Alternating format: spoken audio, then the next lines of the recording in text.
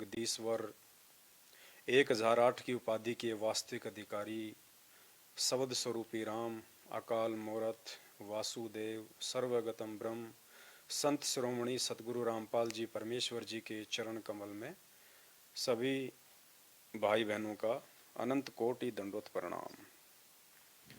सत्साई भाई और बहनों, दया परमपिता परमेश्वर जी की एक छोटी सी साध संगति, और आज के बाद से हम प्रयास करेंगे, परमात्मा से हम प्रार्थना करेंगे कि रोज़ाना अगर मालिक दया बख्शें तो बहुत अच्छी बात है, नहीं तो जब भी समय मिले 2-4 दिन में हम जितने भी सत्सेवक भाई बहन हैं, हमारा जो परिवार है, परिवार में जितने भी मेंबर हैं, माता पिता बच्चे भाई बहन, जो उपदेशी हैं या जो अनुपदेशी हैं लेकिन विरोध नहीं करते हैं, तो रोज़ाना या 1-2 दिन बाद में जैसे भी परमात्मा दया बख्शें, रात्रि को खाना वाना खा के और आधा या 1 घंटे के लिए परमात्मा की ज्ञान चर्चा में बैठें।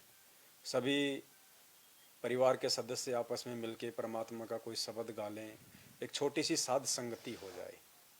क्योंकि हमारा जितना ज़्यादा समय इस परमात्मा की चर्चा में, इसकी महिमा में, सत्संग सुनने में, मंत्र जाप करने में, आरती करने में, चर्चा करने में बीतेगा, उतना ही परमात्मा हमारे नज़दीक रहेगा, उतने ही हमारे ज़्यादा पुण्य बनेंगे। और इन पुण्यों के प्रेशर से, भक्ति के इस प्रेशर से ही परमात्मा ने बताया कि हम सतलोक जा सकते हैं, काल भगवान के सिर पे पैर रखने के लायक हम बन सकते हैं। तो हम कोशिश करेंगे आज के बाद कि एक शब्द हम परमात्मा का रोज़ाना गाएं। एक छोटी सी एक पारिवारिक जो साध संगति है वो परमात्मा सभी सत्सेवक भाई बहनों के घरों में करवाए। क्योंकि ज्ञान गंगा पुस्तक में भी लिखा है और वैसे भी परमात्मा ने बताया है कि वो परमात्मा अपनी महिमा मात्र से बहुत ज़्यादा प्रसन्न होता है। महिमा मतलब उस परमेश्वर की चर्चा, परमात्मा का गुणगान, उनको याद करना, ये उनकी महिमा है। और महिमा हम किसकी करें, ये बात हमें समझ में आनी चाहिए कि कौन है वो परमात्मा, कौन है वो भगवान जिसकी हम महिमा करें, महिमा के लायक है कौन। क्योंकि जब तक हमें एक परमात्मा की पहचान नहीं होगी तब तक हम महिमा नहीं कर सकते हम किसी की। अब आजकल भगत समाज के सामने बड़ी दुविधा है। कोई तो दाढ़ी मूछ वाली, कागज की, कबीर जी की मानी जाने वाली काल्पनिक फोटो को भगवान मानते हैं।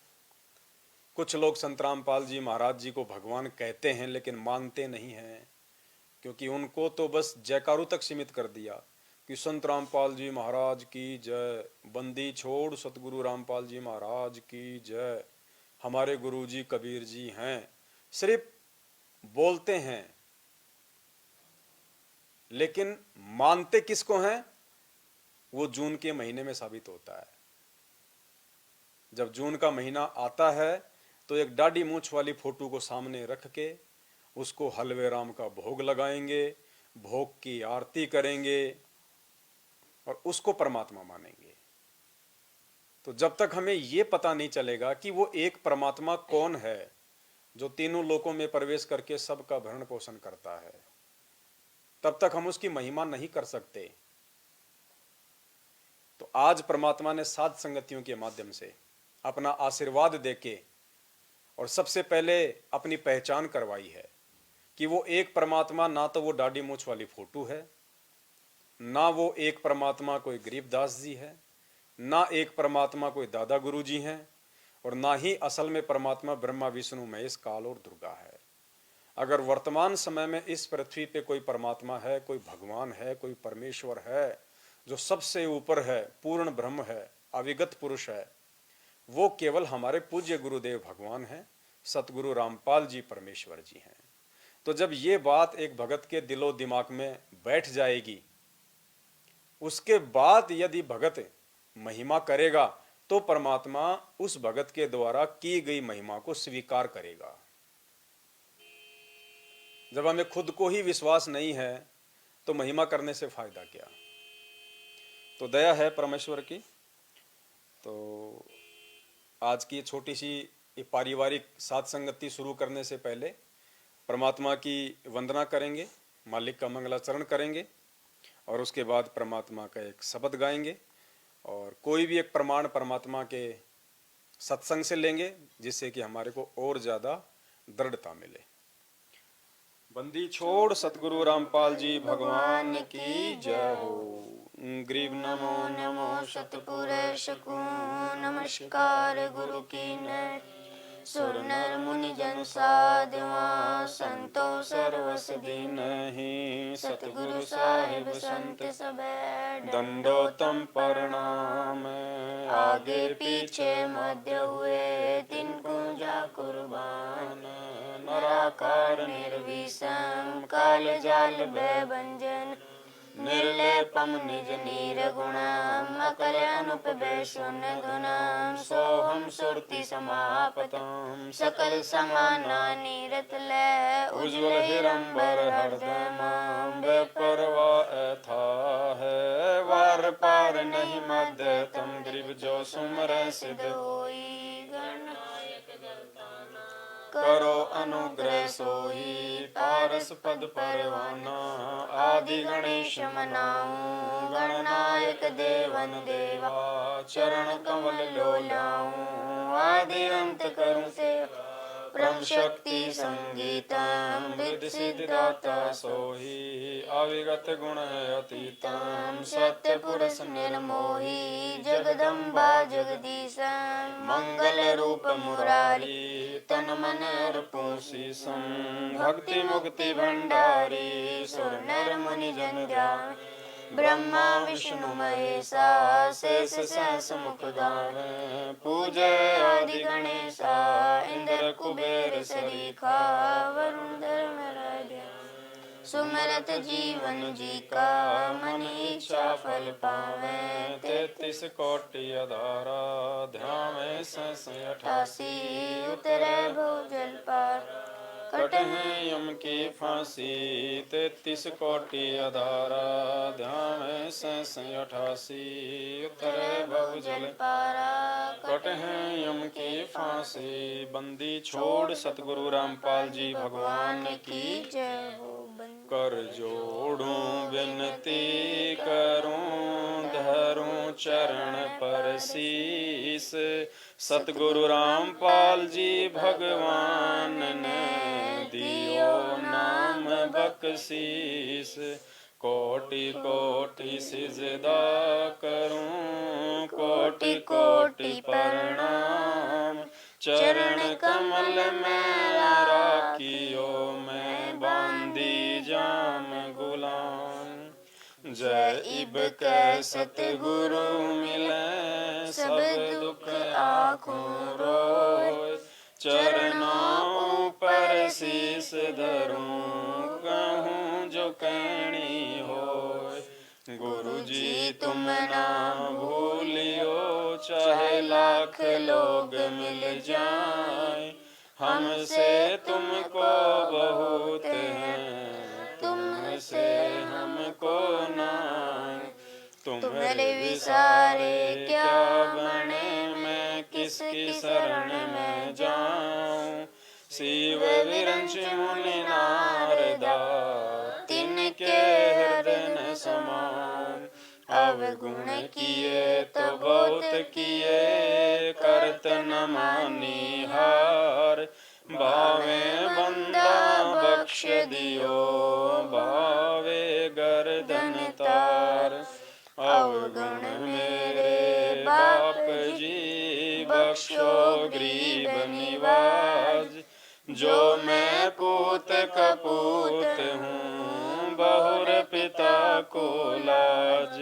मैं अपराधी जन्म का नक्सिक भरे विकार तुम दाता दुख भंजना मेरी करो संभार।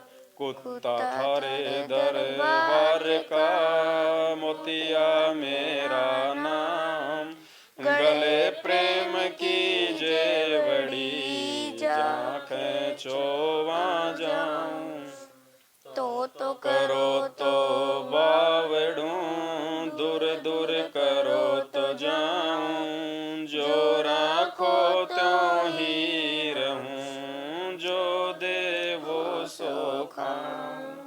बंदी छोड़ सतगुरु रामपाल जी भगवान की जय हो। एक परमात्मा की महिमा का शब्द गाएंगे। हम थारी भक्ति पे कुर्बान हैं। बंदी छोड़ सतगुरु रामपाल जी भगवान की जय हो। हम थारी भक्ति पे कुर्बान, नहीं है दूजा आप समान। संत रामपाल जी है थारा नाम, सतगुरु मेरे आप महान। अमर लोक से सतगुरु आप आए, काटन मेरे पाप। सतगुरु सुंदर रूप अपार, अमर मंत्र का दे दिया जाप। गाँव धनाना जिला सोनीपत, कोई न जाने थारी युगन युगन के मेरे पाप। आए सतगुरु काटन आप, किस विध करूं जी मैं गुणगान।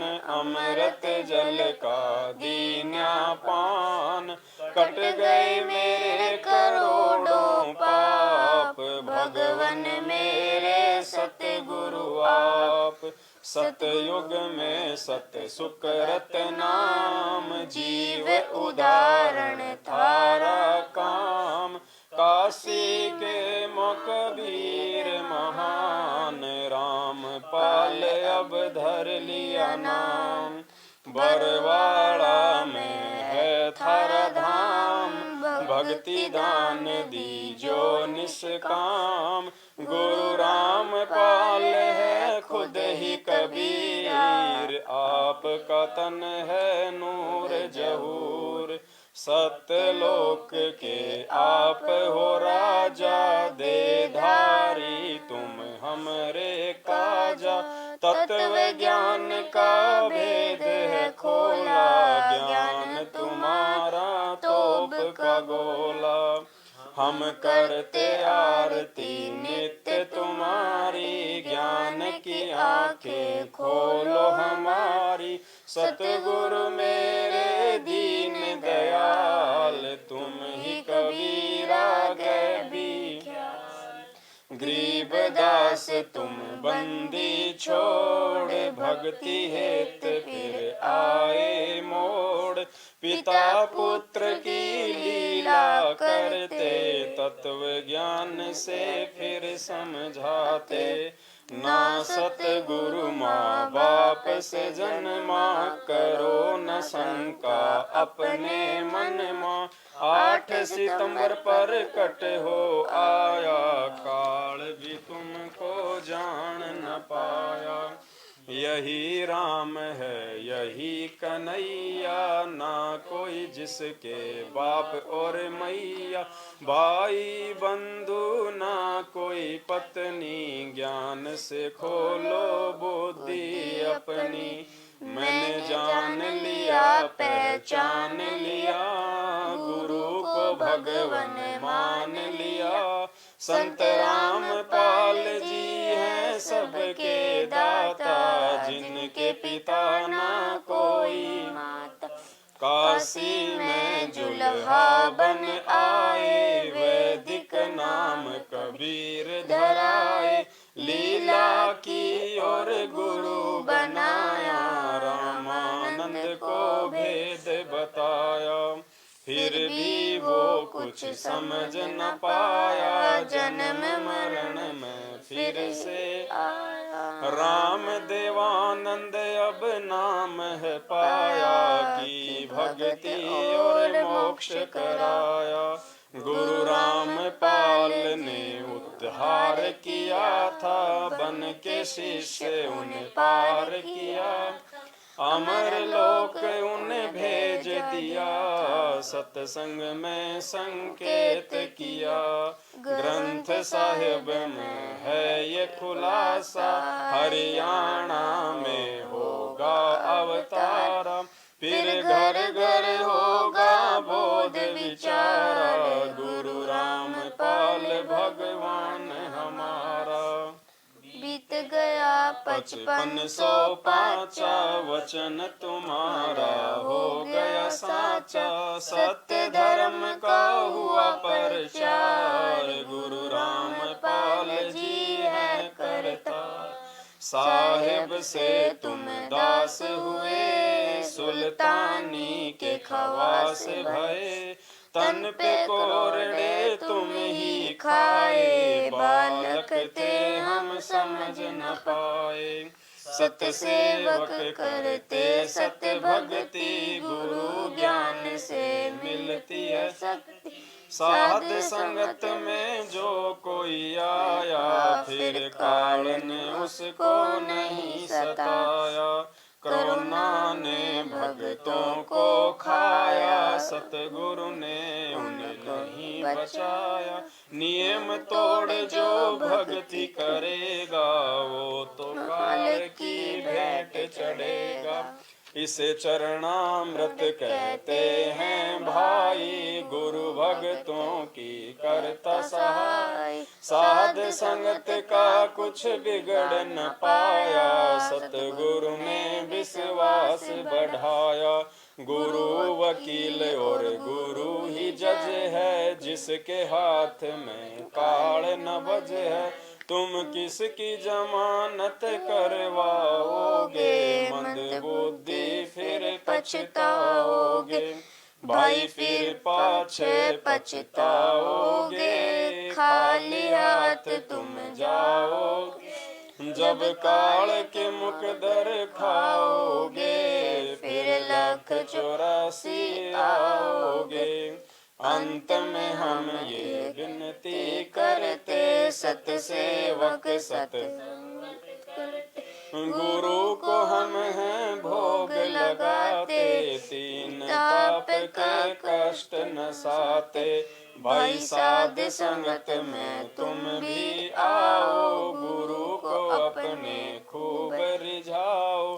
हम पांचों यज्ञ की खीर हैं खाते, सतगुरु अपनी कृपा बरसाते। तुम भी आओ भाई बहनों, आपस के मतभेद मिटाओ। एक गुरु की हम संतान, विचार करो भाई संत सुजान। तुम भी आओ भाई बहनों, आपस के मतभेद मिटाओ। एक गुरु की हम संतान, विचार करो भाई। बंदी छोड़ सतगुरु रामपाल जी भगवान की जय हो। तो परमात्मा ने अपनी महिमा में जो शब्द लिखवाया है कि हम थारी भक्ति पे कुर्बान, नहीं है दूजा आप समान। जब हमें उस परमेश्वर की पहचान हो जाएगी कि सतगुरु रूप में धरती पे खुद कबीर परमात्मा स्वयं ही प्रकट हैं, 8 सितंबर 1951 के दिन गांव धनाना, जिला सोनीपत, हरियाणा में। तो उसके बाद हम थारी भक्ति पे कुर्बान, उस परमेश्वर के द्वारा दी गई सत भक्ति के ऊपर उस भगत ने फिर जो है तन मन और धन से कुर्बान हो जाना चाहिए, और नहीं है दूजा आप समान। यदि हम किसी और को मानेंगे भगवान, या अपने गुरु जी के बराबर भी हमने किसी दूसरे को मान लिया, तो भी पुण्यात्माओं हम उसकी महिमा के पात्र नहीं बन सकते। परमात्मा हमारे ऊपर वो रजा, वो कृपा नहीं जो है बख्शेगा। तो हम थारी भक्ति पे कुर्बान, नहीं है दूजा आप समान। संत रामपाल जी है थारा नाम, सतगुरु मेरे आप महान। क्योंकि सतगुरु से बढ़ के फिर कोई महान हो ही नहीं सकता। जब हमें ये पता चल जाएगा कि सतगुरु रूप में धरती पे खुद कबीर परमात्मा ही प्रकट हैं। अमर लोक से सतगुरु आप आए काटन मेरे पाप, कि हे परमेश्वर उस अमर लोक से, उस अविनाशी लोक से आप मुझ नीच के वो पाप कर्मों का सत्यानाश करने आए हो, जो पाप कर्म मैंने अपनी गलती से पैदा कर लिए इस काल भगवान के ऊपर सतलोक में आसक्ति करके, और उसके साथ यहाँ पे आके। क्योंकि परमात्मा ने हमें बताया कि जब हम यहाँ आए हैं इस काल भगवान के लोक में, तो हम अपनी स्वयं की इच्छा से आए थे। इच्छा रूपी खेलन आया, ताते सुख सागर नहीं पाया। फिर भी वो दयालु परमात्मा, ये उसकी दयालुता का ये प्रमाण है। ऐसी महान गलती करने के बाद भी, पतिव्रता पद से गिरने के बाद भी परमात्मा ने हमारे को संभाला और हमारे इन कष्टों को देख के, हमारे इन दुखों को देख के जो हम 84 लाख योनियों में भोगते हैं, या वैसे भी हारी बीमारी है, बाढ़ भूकंप है, सुनामी है, तो परमात्मा दयालु है, उससे अपनी आत्माओं का दुख दर्द देखा नहीं जाता है। तो अमर लोक से सतगुरु आप आए काटन मेरे पाप, सतगुरु सुंदर रूप अपार अमर मंत्र का दे दिया जाप।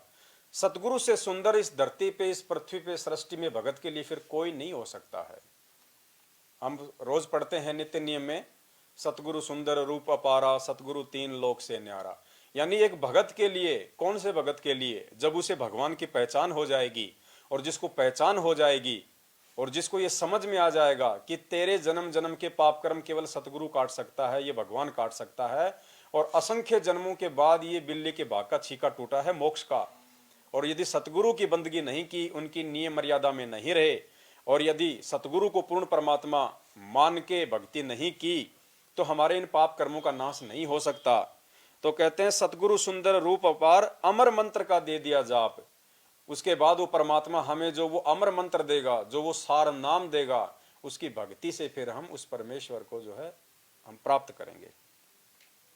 गांव धनाना जिला सोनीपत कोई न जाने थारी गत, कि हे परमेश्वर, जिस प्रकार आप भिन्न भिन्न युगों में आते हो हम आत्माओं के लिए, इसी प्रकार इस कलयुग की बिचली पीढ़ी में आप जी गांव धनाना जिला सोनीपत हरियाणा में चुपके से आ गए परमात्मा, सशरीर आ गए, एक शिशु रूप धारण करके आ गए, एक मुंह बोला माता पिता आपने बनाया, और हमारी इस चरम दृष्टि को धोखा देते हुए दुनिया को लगता है कि माँ बाप से पैदा हुआ है, माता पिता से जन्म हुआ है।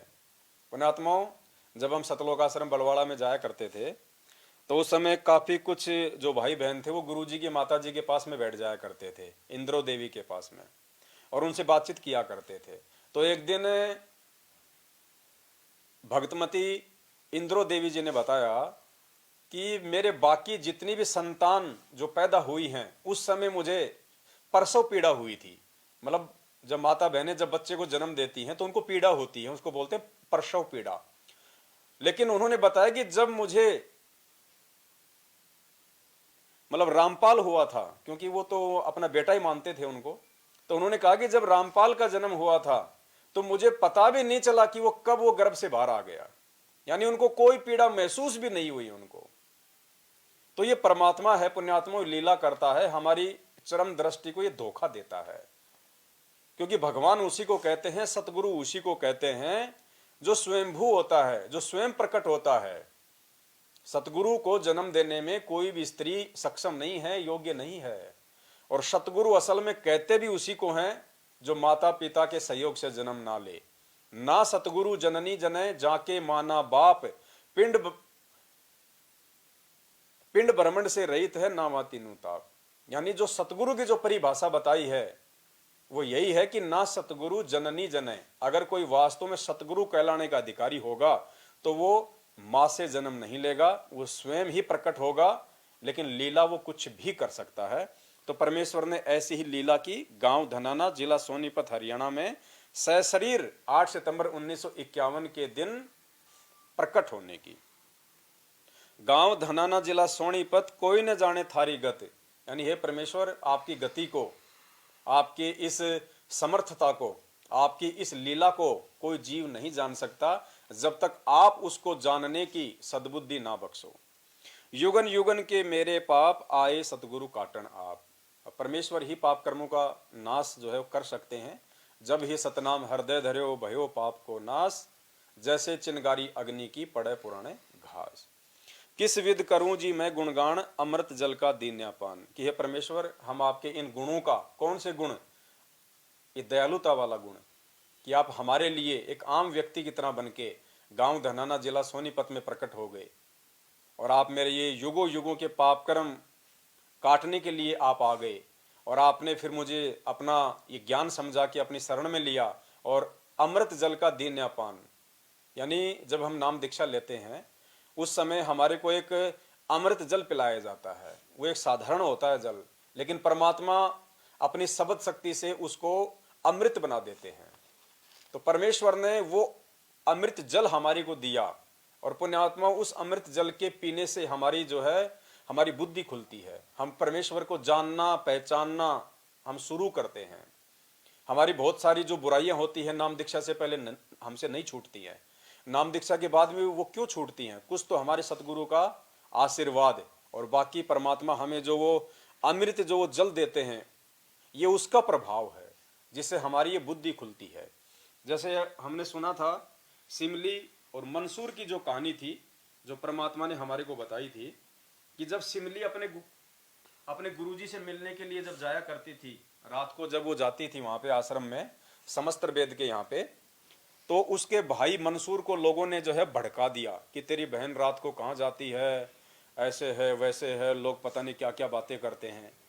तो मंसूर ने डायरेक्ट उसका विरोध नहीं किया। मंसूर ने देखा कि एक बार मैं देखूंगा जाके आश्रम में ये क्या करती, हो सकता लोग झूठ बोल रहे हों। तो वो अपनी बहन के पीछे पीछे चल दिया। रात्रि का समय था, बहन अपने गुरुदेव का भोजन लेके गई थी, आश्रम में गई, गुरुदेव को भोजन कराया, फिर वो गुरुदेव की सेवा करने लग गई। मंसूर क्या था, जो जो दीवार थी उस दीवार में कोई एक छिद्र था, उससे वो देखने लग गया। तो इतने में परमात्मा ने ऊपर दो हाथ किए और दो प्याले आए अमृत जल के, एक उन्होंने सिमली को दिया और एक उन्होंने पिया खुद। और फिर उन्होंने कहा कि बेटी बाहर एक दुष्ट आत्मा है, उसको भी थोड़ा सा ये दिया, हो सकता है उसकी भी कोई जो है बुद्धि खुल जाए। तो सिमली लेके वो कटोरा गई जिसमें थोड़ा बहुत वो अमृत जल था, और जैसे वो पीछे जाके बोली रे भाई, तो एकदम से वो हड़बड़ा गया और यूं देखा, देखते ही वो जो प्याला था वो सिमली के हाथ से वो गिर गया, और गिरते समय एक आधी बूंद मंसूर के जीभ पे लग गई। और जैसे ही वो अमृत जल उसकी जीभ से लगा, उसका ज्ञान योग उसी समय ओपन हो गया। उसको अपनी गलती का एहसास हुआ, जाके उसने गुरुदेव से क्षमा याचना मांगी और उसने भी नाम दीक्षा ली। तो पुण्यात्माओं, मंसूर को तो खाली एक जरा सा एक टपका सा लगा था, और हमारे को तो परमात्मा ने वहां पे गिलास भर के पिलाया था नाम दीक्षा के समय, और उसके बाद में रोजाना पीने के लिए वही अमृत जल परमात्मा ने चरणामृत के नाम से हमारे को दे दिया कि बच्चों जाओ अपने घर पे ले जाओ, रोज पियो इसको।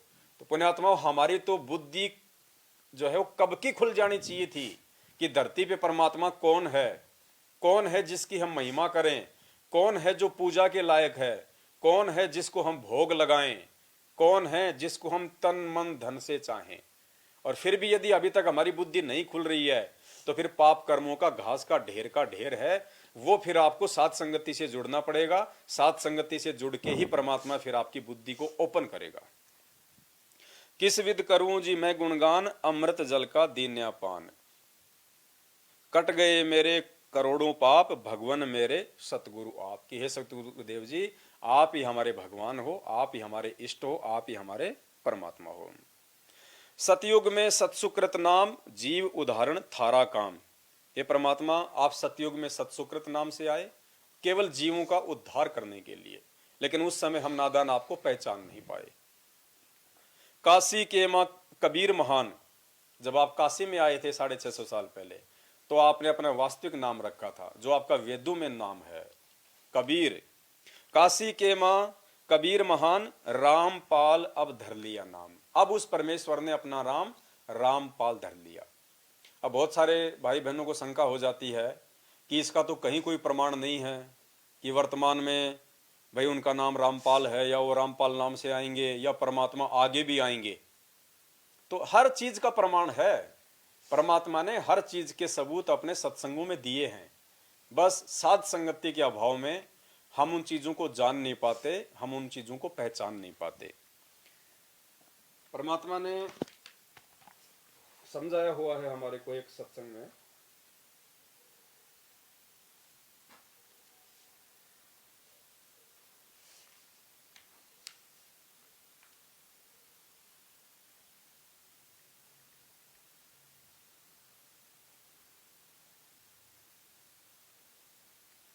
देखो ये एक सत्संग है, ध्यान से सुनना आप इसको, जिसमें परमात्मा ने चारों युगों का जिक्र किया है, और उसके बाद में गुरुदेव कह रहे हैं कि आगे भी वो परमात्मा आते रहेगा भिन्न भिन्न नाम धारण करके। आगे भी परमात्मा आता रहेगा अलग अलग नामों से, तो आज परमात्मा 350 साल पहले गरीबदास जी के नाम से आए और आज सतगुरु रामपाल जी भगवान के नाम से आ गए। ये प्रमाण दे रखा है गुरु जी ने। शब्द सैन सतगुरु की पहचान है, पावे अटल सुहाग रहे। सतगुरु खुल के नहीं बताएगा कि मैं परमात्मा हूं, अब मैं रामपाल नाम से आ गया हूं। संकेत करेगा, और संकेतों को समझने के लिए परमात्मा ने 7 संगतियां रखवाई हैं। सुनिए।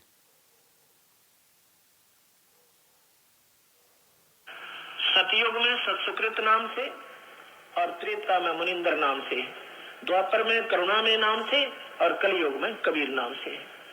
जब तक ये कलयुग चलेगा कबीर साहब के कबीर नाम का बोलबाला अंतिम सांस तक रहेगा। ये नाम नहीं मिटेगा। हाँ, वो अन्य भी रूपों में अन्य नामों से आते रहेंगे और अपना सतबारक दर्शाते रहेंगे, लेकिन महिमा कबीर की ही चलेगी, कबीर नाम की चलेगी। वो अन्य भी नाम से और अन्य रूपों में आते रहेंगे।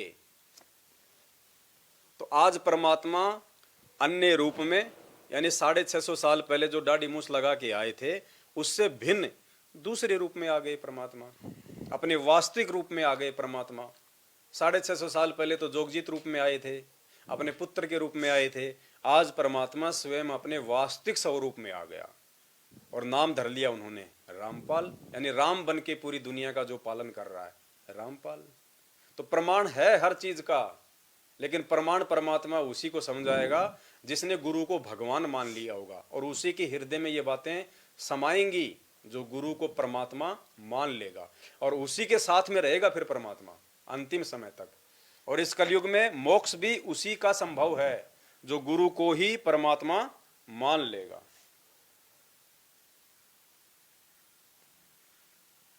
सतयुग में सत्सुकृत नाम, जीव उदाहरण थारा काम, काशी के मां कबीर महान, रामपाल अब धर लिया नाम। बरवाड़ा में है थारा धाम, भक्ति दान दीजो निष्काम। कि हे परमेश्वर, इस कलयुग की पिछली पीढ़ी में आपने बरवाला में आके वो ठिकाना चुना है अपना, और ये जो बरवाड़ा धाम है पुण्यात्माओं, ये अंतिम समय तक रहेगा।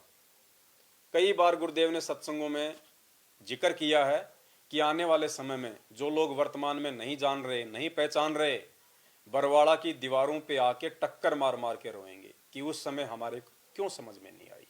तो बरवाड़ा का जो धाम है पुण्यात्माओं, वो अंतिम समय तक रहेगा परमात्मा का। सतगुरु रामपाल जी भगवान के साथ में यदि किसी आश्रम का नाम रहेगा तो बरवाड़ा धाम है। बरवाड़ा में है थारा धाम, भक्ति दान दीजो निष्काम। गुरु रामपाल है खुद ही कबीर, आपका तन है नूर जहूर। हे परमेश्वर, आप खुद ही कबीर परमात्मा हो, और आपका जो तन है, आपका जो शरीर है, वो हम जीवों की तरह हाड़ मांस का नहीं है, 5 तत्व का नहीं है। क्योंकि परमात्मा कहते हैं कि हाड़ चाम लहू ना मेरे, कोई जाने सतनाम उपासी।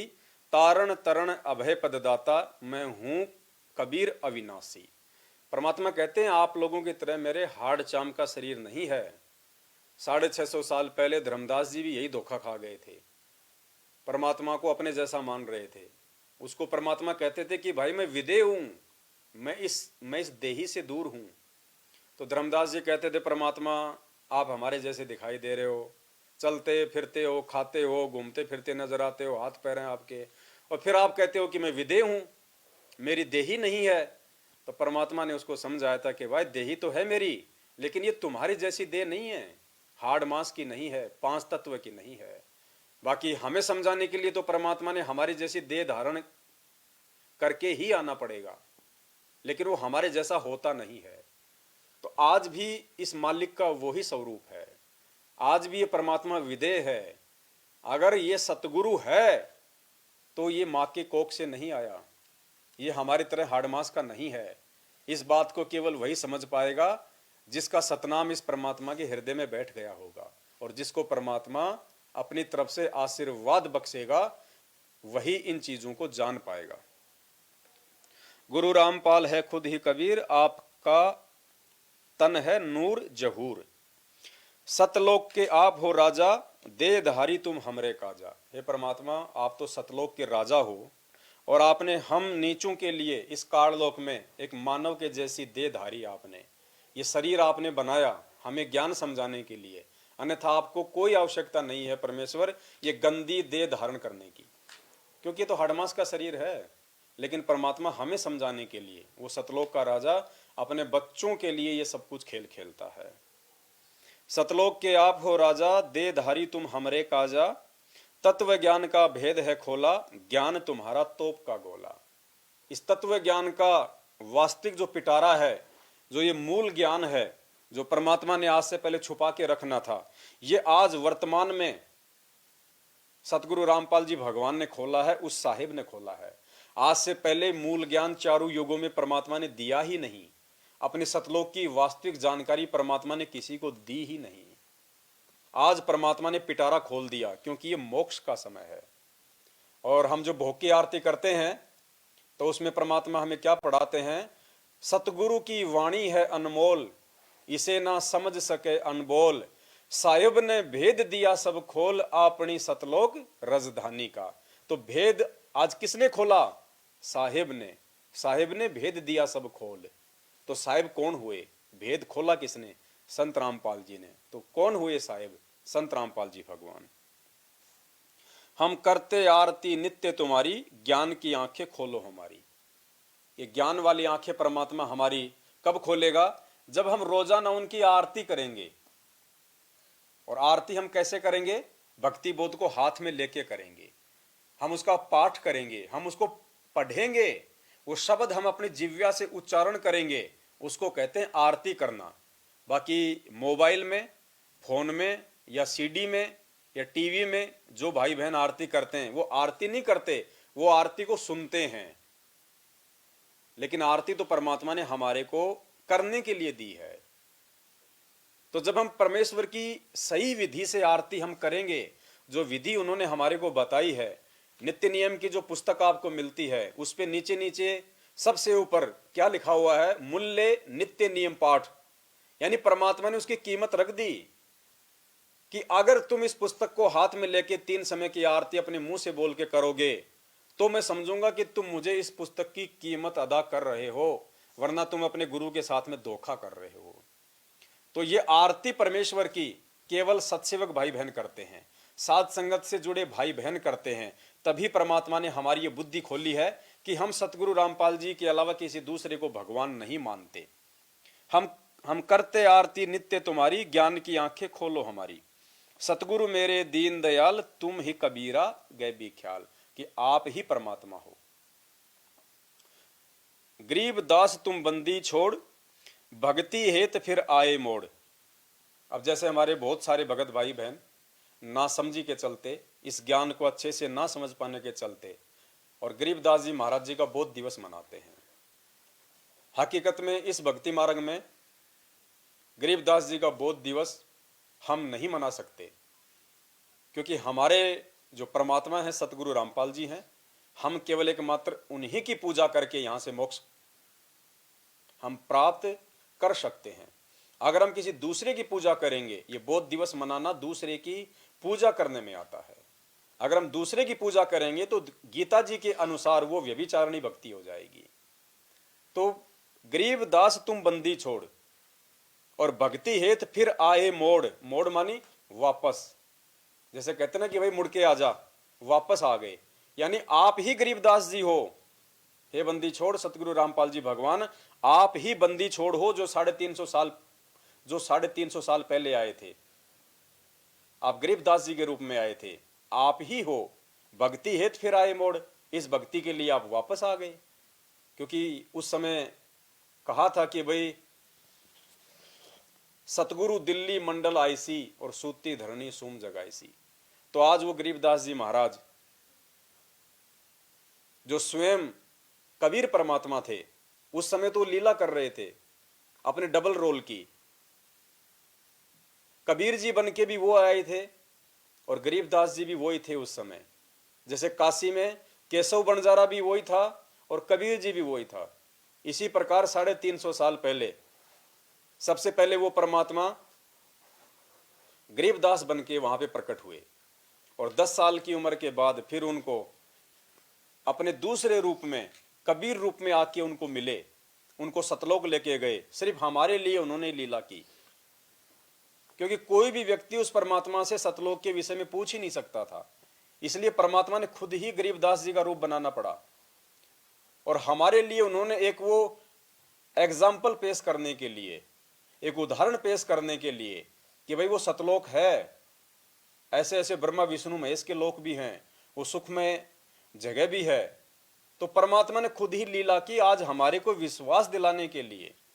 तो कहते हैं, गरीबदास तुम बंदी छोड़, भक्ति हेत फिर आए मोड़, पिता पुत्र की लीला करते, तत्व ज्ञान से फिर समझाते।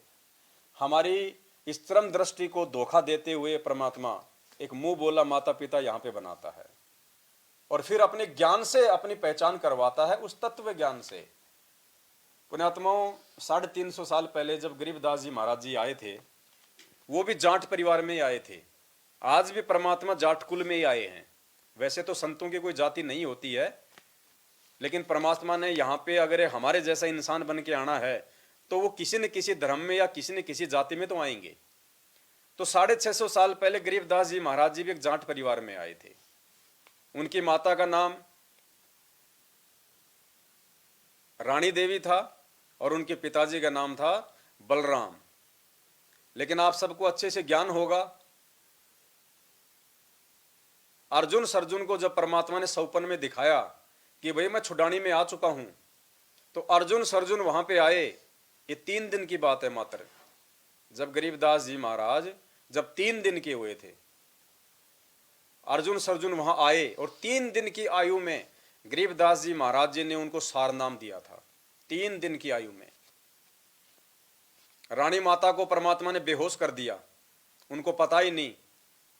और बाहर लोग उन खिड़कियों से वो कान लगा के सुन रहे हैं कि 3 दिन का बच्चा बात कर रहा है, 3 दिन का बच्चा बात कर रहा है। तो वो माँ के गर्भ से नहीं आए थे गरीबदास जी महाराज, वो परमात्मा थे। वो खुद हमारी आंखों को धोखा देता है परमात्मा, जैसे आज उन्होंने काल भगवान को धोखा दिया हुआ है, अपने आप को छुपा के ज्ञान प्रचार कर रहा है। देखो, आपको एक सत्संग सुनाते हैं परमात्मा का, क्योंकि यदि हम गरीबदास जी महाराज जी के जीवन को समझ जाएंगे तो संत रामपाल जी भगवान के जीवन को समझने में हमें कोई दिक्कत ही नहीं आएगी।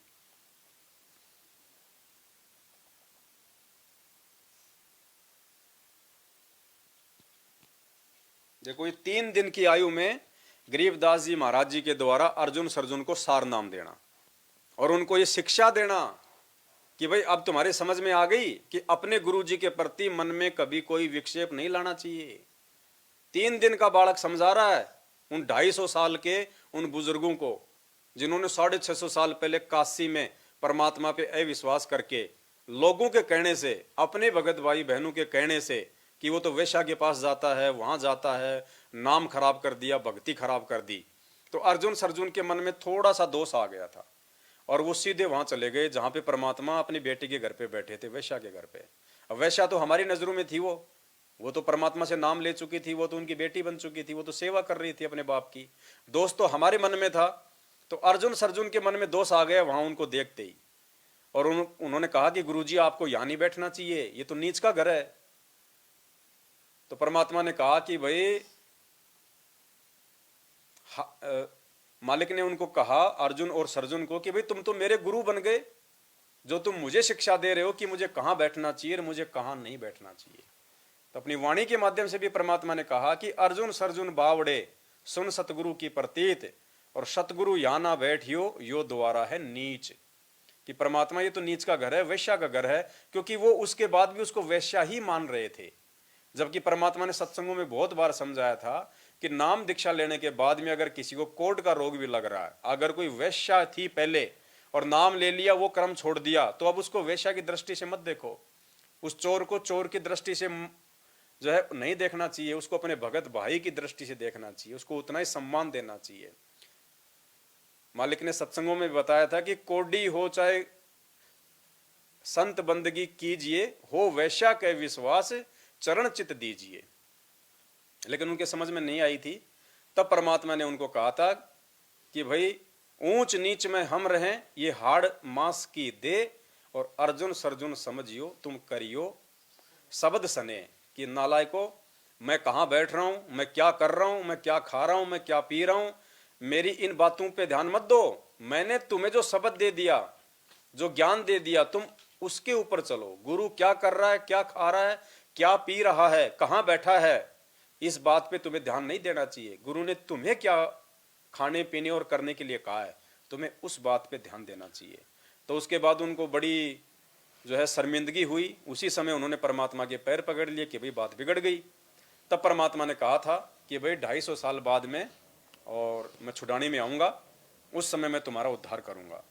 तो जब परमात्मा आए और जब वो 3 दिन के हुए बालक रूप में, उसी समय उन्होंने अर्जुन सर्जुन को सौपन में कहा कि भाई मैं यहाँ आ चुका हूँ, आके आ जाओ, तुम नाम ले लो। तब वो गए वहाँ। तब 3 दिन की आयु में गरीबदास जी के रूप में उस कबीर परमेश्वर ने, क्योंकि वो गरीबदास जी के नाम से आए हुए थे, और कहा ना कि भाई मैं भिन्न भिन्न रूप में भिन्न भिन्न नामों से आगे भी आता रहूंगा, तब उन्होंने नाम दिया। सुनिए। आपका गुरु किस है महाराज कि आपके घर में, मेरे घर में अवकाल जो बच्चा पैदा हुआ है 3 दिन का हो रहा है, परसों जो पैदा हुआ, और गुरु कहा वो गुरु से हमारा न बोला जी आप यहाँ पौड़ी में बैठो, मैं लड़के नहीं यही ले आऊंगा, आप तो चला भी नहीं जा सकता, हाथ जोड़ के न बोलो जोलम हो जाएगा, एक सजाते ही पारे सारा ना लाइयो गड़ जाएंगे कत आम चालेंगे। तो बोला जी चालन जोगे तो कोई ना, चाहे मर जा राम है जाएंगे उसके बारे में आगे उड़ा माथा टेकेंगे। एक दो यान वो पकड़े, दो यान वो पकड़ा, उन लत ले गए बेचारे, नो पिता पिता पाटक दे, नो टूटते टूटे टूटे से गोडे जाके उस जहां माता रानी नाम था महाराज जी की माता जी का, जहां माता रानी और बच्चा महाराज बंदी छोड़ लेटे हुए थे, उस कमरे में जाके और छोड़ दिए। न बोले तुम बाहर जाओ, और बाकी बार नो कान ला के सुने की बात हो रही है। महाराज रानी सुआदी नींद पे, और वो नो देखे नो खिड़कियां में देखे के बतलाव से बंदी छोड़ 3-7 दिन के बच्चे नो बोले अर्जुन सर्जुन, और वो लंबे पड़े मुंदे रोए, नो बोला जचगी था रहे गुरु के प्रति विक्षेप नहीं आ कर, अगर जी बस भोग लिया हमने जितना भोगना था, बंदी छोड़ पापी जीव से बख्श दो। नो बोला आज के बाद परण कर लो, कभी भी गुरु के प्रति विक्षेप नहीं लाना, गुरु मानस कर जानते वह नर कहिए अंध, महादुखी संसार में आग यम के। नो बोला बैठे हो, महाराज की शक्ति तो एकदम नो बैठे हो। नो बोला नाम लो, उपदेश दिया, और भजन करोगे, भजन किया और जाओ मुक्त हो जाओगे। इतना कह के उसने ठाक बलराम जी उनके गपोड़ी में ले आए, 2-3 दिन वहां डटे, उसी समय शरीर त्याग कर सतलोक। पुण्यात्माओं, आश्रम है संत रामपाल जी भगवान के, और उनमें बोध दिवस मनाया जा रहा है वहाँ पे गरीबदास जी महाराज जी का। तो ये तो महाविक्षेप है, ये तो महाविक्षेप है। ये तो यानी कोई पतिव्रता औरत अगर अपने पति के अलावा अगर किसी गैर पुरुष का जन्मदिन मनाएगी उसके पति के सामने, उसके पति के घर में, तो उसका पति उसे प्रसन्न होगा या नाराज होगा। तो गरीबदास जी का बोध दिवस मनाना आन उपासना में आता है, संत रामपाल जी महाराज जी के जो है भक्तों के लिए। लेकिन ये बातें केवल उन्हीं को समझ में आएंगी जो मोक्ष के अधिकारी होते जा रहे हैं, बाकी भीड़ को समझ में नहीं आएंगी ये बातें। गरीबदास तुम बंदी छोड़, भक्ति हेत फिर आए मोड़। तो गरीबदास जी महाराज जी खुद ही कबीर परमात्मा थे, वो रानी माता के वो गर्भ से नहीं आए, केवल एक लीला की उन्होंने, हमारी आंखों को उन्होंने जो है वो धोखा दिया। और एक सत्संग में परमात्मा ने हमें बहुत अच्छे से समझाया है, खुल के बता दिया हमें गुरुदेव ने।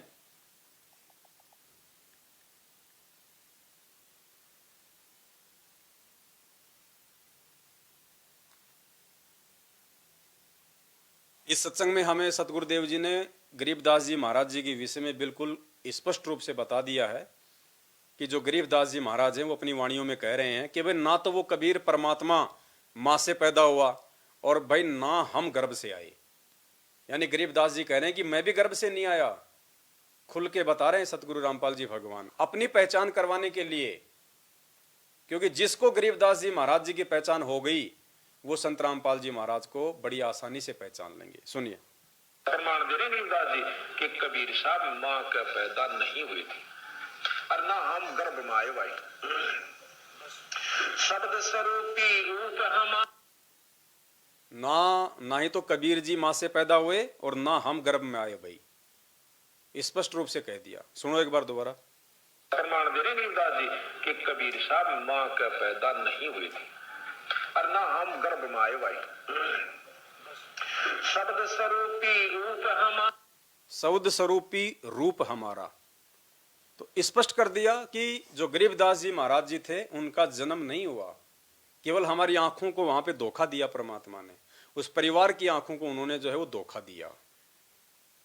तो पुण्यात्माओं, जब गरीबदास जी महाराज जी एक जाट परिवार में और माता पिता के सहयोग से आए, तो क्या आज संत रामपाल जी महाराज जी वो लीला नहीं कर सकते? तो जो गरीबदास जी के जीवन को जो समझ जाएगा, परमात्मा तो कमल के फूल पे भी आ सकते थे वर्तमान में, कोई बड़ी बात नहीं है। अपने आने से पहले गांव धनाना में वो कोई तालाब बनवा देते, उसमें पानी भरवा देते, उसमें कमल के फूल लगा देते, और वो तो उस कमल के फूल में हजारों लोगों के सामने प्रकट हो सकते थे बालक रूप में। लेकिन उन्होंने ऐसा नहीं करना था। क्यों नहीं करना था? क्योंकि पिछली पीढ़ी में उन्होंने अपनी पहचान ज्ञान से करवानी है। चारों युगों में तो परमात्मा केवल कमल के फूल पे इसलिए आते हैं कि वेदों में लिखा हुआ है कि वो परमात्मा जब शिशु रूप में प्रकट होता है कमल के फूल पे आता है, निसंतान जो दंपत्ति हैं उनको उठा ले आते हैं, अपने अपने अपने बालक की तरह उनका पालन पोषण करते हैं। वो परमात्मा कवारी गायों के जो है वो दूध पीता है। तो ये परमात्मा ने चारों युगों में केवल एक एक बार ही ये लीला करनी होती है। क्यों? क्योंकि वेदों में लिखा हुआ है, ताकि वेदों में लिखी गई बातें झूठी साबित ना हो जाए, इसलिए। वरना परमात्मा को कमल के फूल पे आने की, कंवारी गाय का दूध पीने की कोई आवश्यकता नहीं है। तो अब परमात्मा ने हमें जो अक्षर ज्ञान करा दिया, शिक्षा दे दी, शास्त्रों का अध्ययन करवा दिया, अब हमने उन लीलाओं को देख के भगवान की पहचान नहीं करनी। अब हमने ज्ञान से, शास्त्रों से प्रमाण देख के कि ये तत्व ज्ञान इस पृथ्वी पे कोई दे ही नहीं सकता, 21 ब्रह्मांड के स्वामी के पास ये तत्व ज्ञान नहीं है। और संत रामपाल जी ने सबकी जन्म कुंडली बता दी। तो संत रामपाल जी 21 ब्रह्मांड के कोई जीव या प्राणी नहीं है, खुद ये परमात्मा है। तो गरीबदास तुम बंदी छोड़, भक्ति हेत फिर आए मोड़, पिता पुत्र की लीला करते, तत्व ज्ञान से फिर समझाते। ना सतगुरु माँ बाप से जन्मा, करो न शंका अपने मनमा। कि भाई जो सतगुरु होता है वो माँ बाप से जन्म नहीं लेता, अपने मन में शंका मत करो। देखो 650 साल पहले उन धर्म के ठेकेदारों ने, जब कबीर परमात्मा ये सत्य ज्ञान बताया करते थे, तो नकली जो पंडित, जो संत महंत, जो गुरुजी थे, उनका धंधा चौपट होता जा रहा था। लोग उनकी कथाओं में बहुत ही कम जाते थे। तो उन लोगों ने क्या किया, एक नया एक षड्यंत्र रचा और लोगों को ये कह के भ्रमित करना शुरू कर दिया कि ये कबीर क्या जाने इन शास्त्रों में क्या लिखा हुआ है, गीता जी में क्या लिखा है, इन वेदों में, इन पुराणों में क्या लिखा हुआ है। ये तो अनपढ़ है, इसको तो संस्कृत भाषा का ज्ञान ही नहीं है। तो हम लोगों ने उस समय मान ली ये बात कि भाई बात तो सही है, ये तो नीरू का लड़का है, हमारी आंखों के सामने जो है ये बड़ा हुआ है, और ये तो कभी स्कूल कभी गया ही नहीं। और उस समय तो जो नीची जो मतलब जाति में हुआ करते थे, जो धाणक या चमार हुआ करते थे, उनको तो कोई नाम ही नहीं दिया करता था कोई गुरु, उनको पढ़ने का अधिकार ही नहीं था। संस्कृत तो बहुत दूर की बात है। तो हम लोग उन पंडितों के इस बहकाव में आ गए, जबकि परमात्मा शास्त्रों से ही बताया करते थे भगवान को पढ़ने की आवश्यकता नहीं है, जो दुनिया को पढ़ाता है, जो पशु पक्षी सबकी भाषा जानता है। लेकिन हम अज्ञानी थे, हमने विश्वास कर लिया उन पंडितों की बात पे कि बात तो सही है भाई, ये जो कबीर जी जो शास्त्रों का हवाला दे रहे हैं, इसको क्या पता शास्त्रों में क्या लिखा हुआ है, ये तो अनपढ़ है, इसको कहां से इसको संस्कृत आती है, इसका तो कोई गुरु नहीं है। तो हम लोगों ने उस बात को हमने सत्य मान लिया और हम उस परमात्मा को नहीं पहचान पाए। आज सेम लीला वही हो रही है। आज हमारे को उस परमात्मा को परमात्मा नहीं मानने दिया जा रहा, उनका जन्मदिन मनवा के। जब कोई उनको भगवान मान के उनका प्रगट दिवस मनाता है, तो उसी परमेश्वर के वो कलयुगी परिवार वाले हमें ये कह के भगत समाज को विचलित कर देते हैं कि गुरुजी की तो माँ है, गुरुजी का तो बाप था, गुरुजी तो खुद कहते हैं सत्संगों में कि मेरा तो जन्म हुआ है। गुरुजी ने अपनी पुस्तकों में ज्ञान गंगा में लिखा हुआ है कि मेरा तो जन्म हुआ है गांव धनाने में।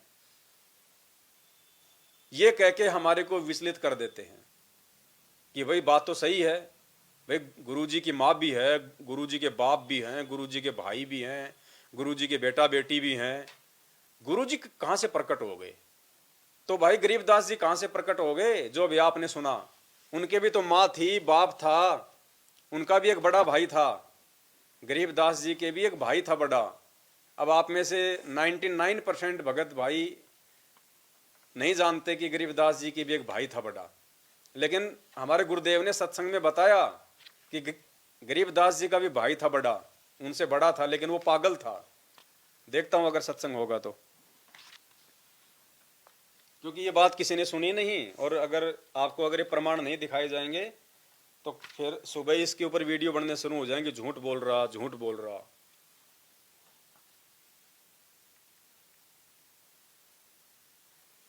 देखो, परमात्मा ने अपने मुख कमल से कहा है, अपने आत्मा ये बातें परमात्मा उन्हीं आत्माओं तक पहुंचाता है जिनके माध्यम से परमात्मा ने संदेश से दिलवाने होते हैं।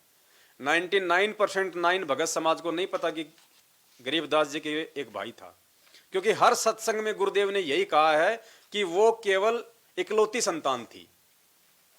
वो रानी माँ का अकेला बेटा था, क्योंकि जब परमात्मा उनको लेके गए थे सतलोक में तो पीछे से रोना धोना शुरू हो गया था। तो गुरुदेव ने क्या बताया सत्संग में कि भाई उसके तो इकलौता बेटा था, वो भी भगवान ने छीन लिया, 12-13 साल के बाद हुआ था। हर बार यही बोलते हैं परमात्मा। लेकिन एक सत्संग में परमात्मा ने संकेत कर दिया और बोल दिया खुल के कि उनका एक भाई और था गरीबदास जी से बड़ा, लेकिन वो पागल था। अब बार बार परमात्मा उनके भाई का जिक्र क्यों नहीं करते? क्योंकि भगवान का कोई भाई नहीं होता है।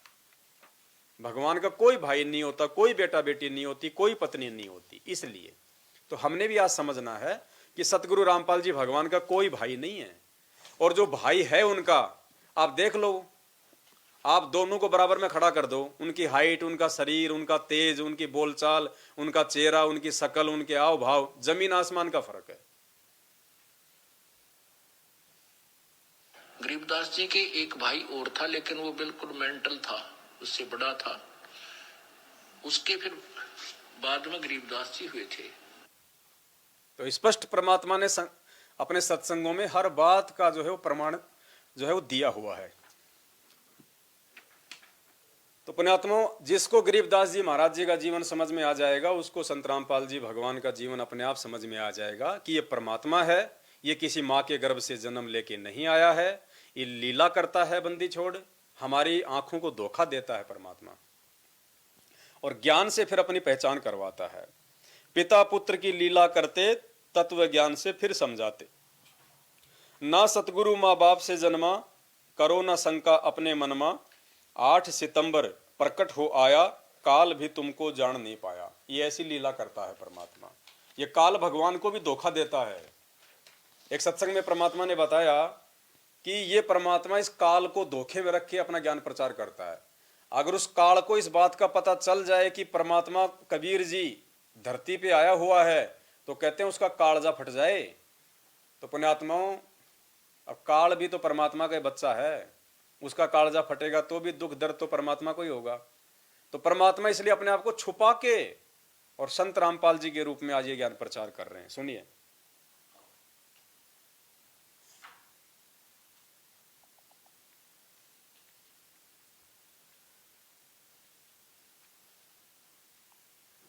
इस ज्योत निरंजन का हार्ट अटैक हो जाता, उसने नो पता लग जाए परमात्मा आया हुआ है। सत्कर मानना इस दास को वैसे नहीं कह रहा, को बालक ने इतने लंबे माइक ला आपको बता रहा हूँ।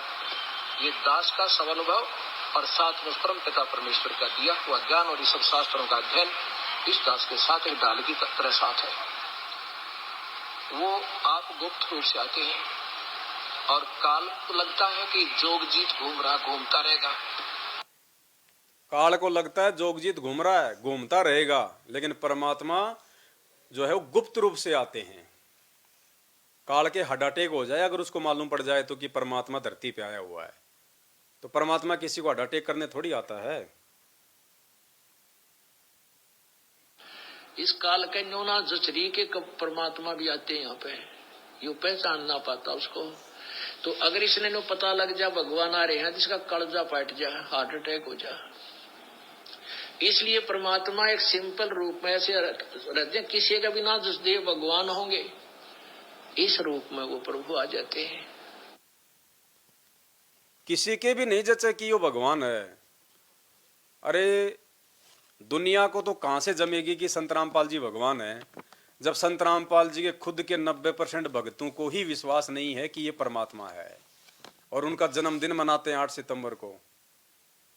तो काल को कहां से पता चलेगा, जब जिनको आके ज्ञान दे रहा है, जिनको बता रहा है कि मैं भगवान हूं, स्पष्ट रूप से उन्होंने बोल दिया सत्संगों में कि वर्तमान में वो परमात्मा इस दास के रूप में विराजमान है। सैकड़ों बार बोल दिया कि इस 21 ब्रह्मांड में उस परमात्मा के अलावा कोई भी तत्वदर्शी संत की भूमिका नहीं निभा सकता, सत्संग नहीं कर सकता, और कैसे बताएगा परमात्मा। और खुल के बता दिया कि वर्तमान में वो परमात्मा इस दास के रूप में विराजमान है। देखो, कि परमात्मा वर्तमान में इस दास के रूप में विराजमान है।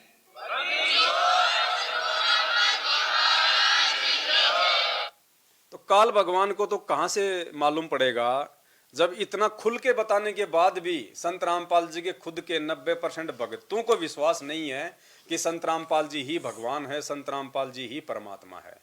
क्योंकि अगर इनको विश्वास हो जाए इस बात का, तो इन आश्रमों में ये जून के महीने में कबीर जी को भगवान मान के उसका प्रगट दिवस नहीं मनाएंगे, गरीबदास जी का बोध दिवस नहीं मनाएगा, फिर कोई संत रामपाल जी का बोध दिवस नहीं मनाएगा कोई।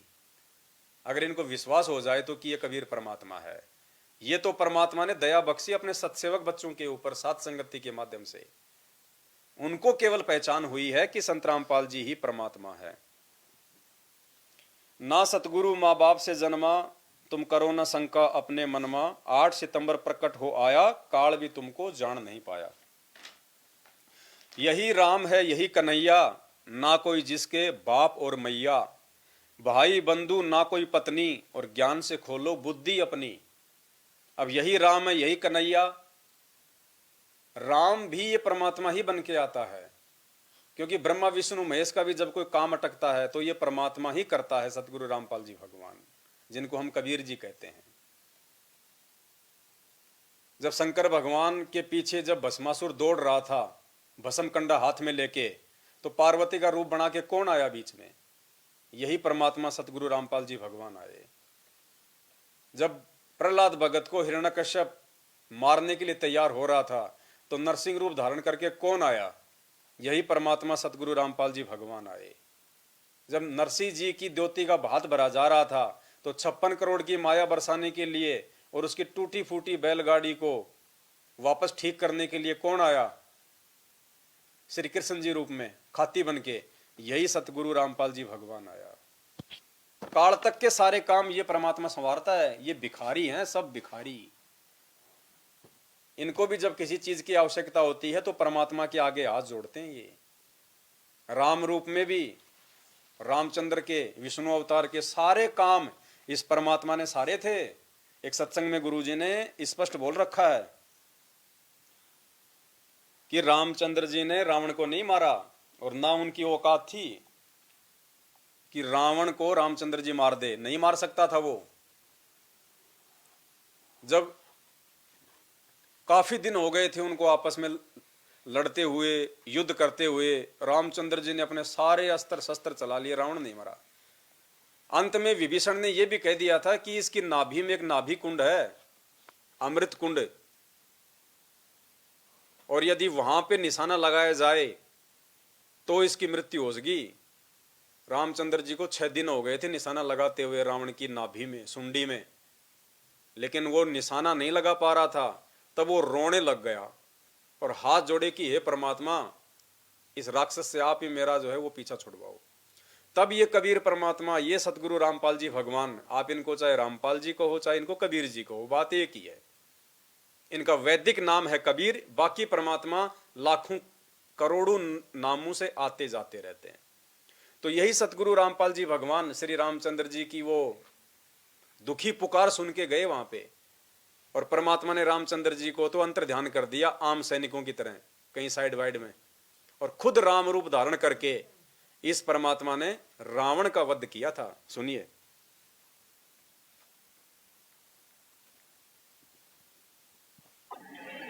उस दिन भगवान राम बहुत दुखी हो जाते हैं, परमात्मा या के बनी, और बहुत तंग आ जाते हैं।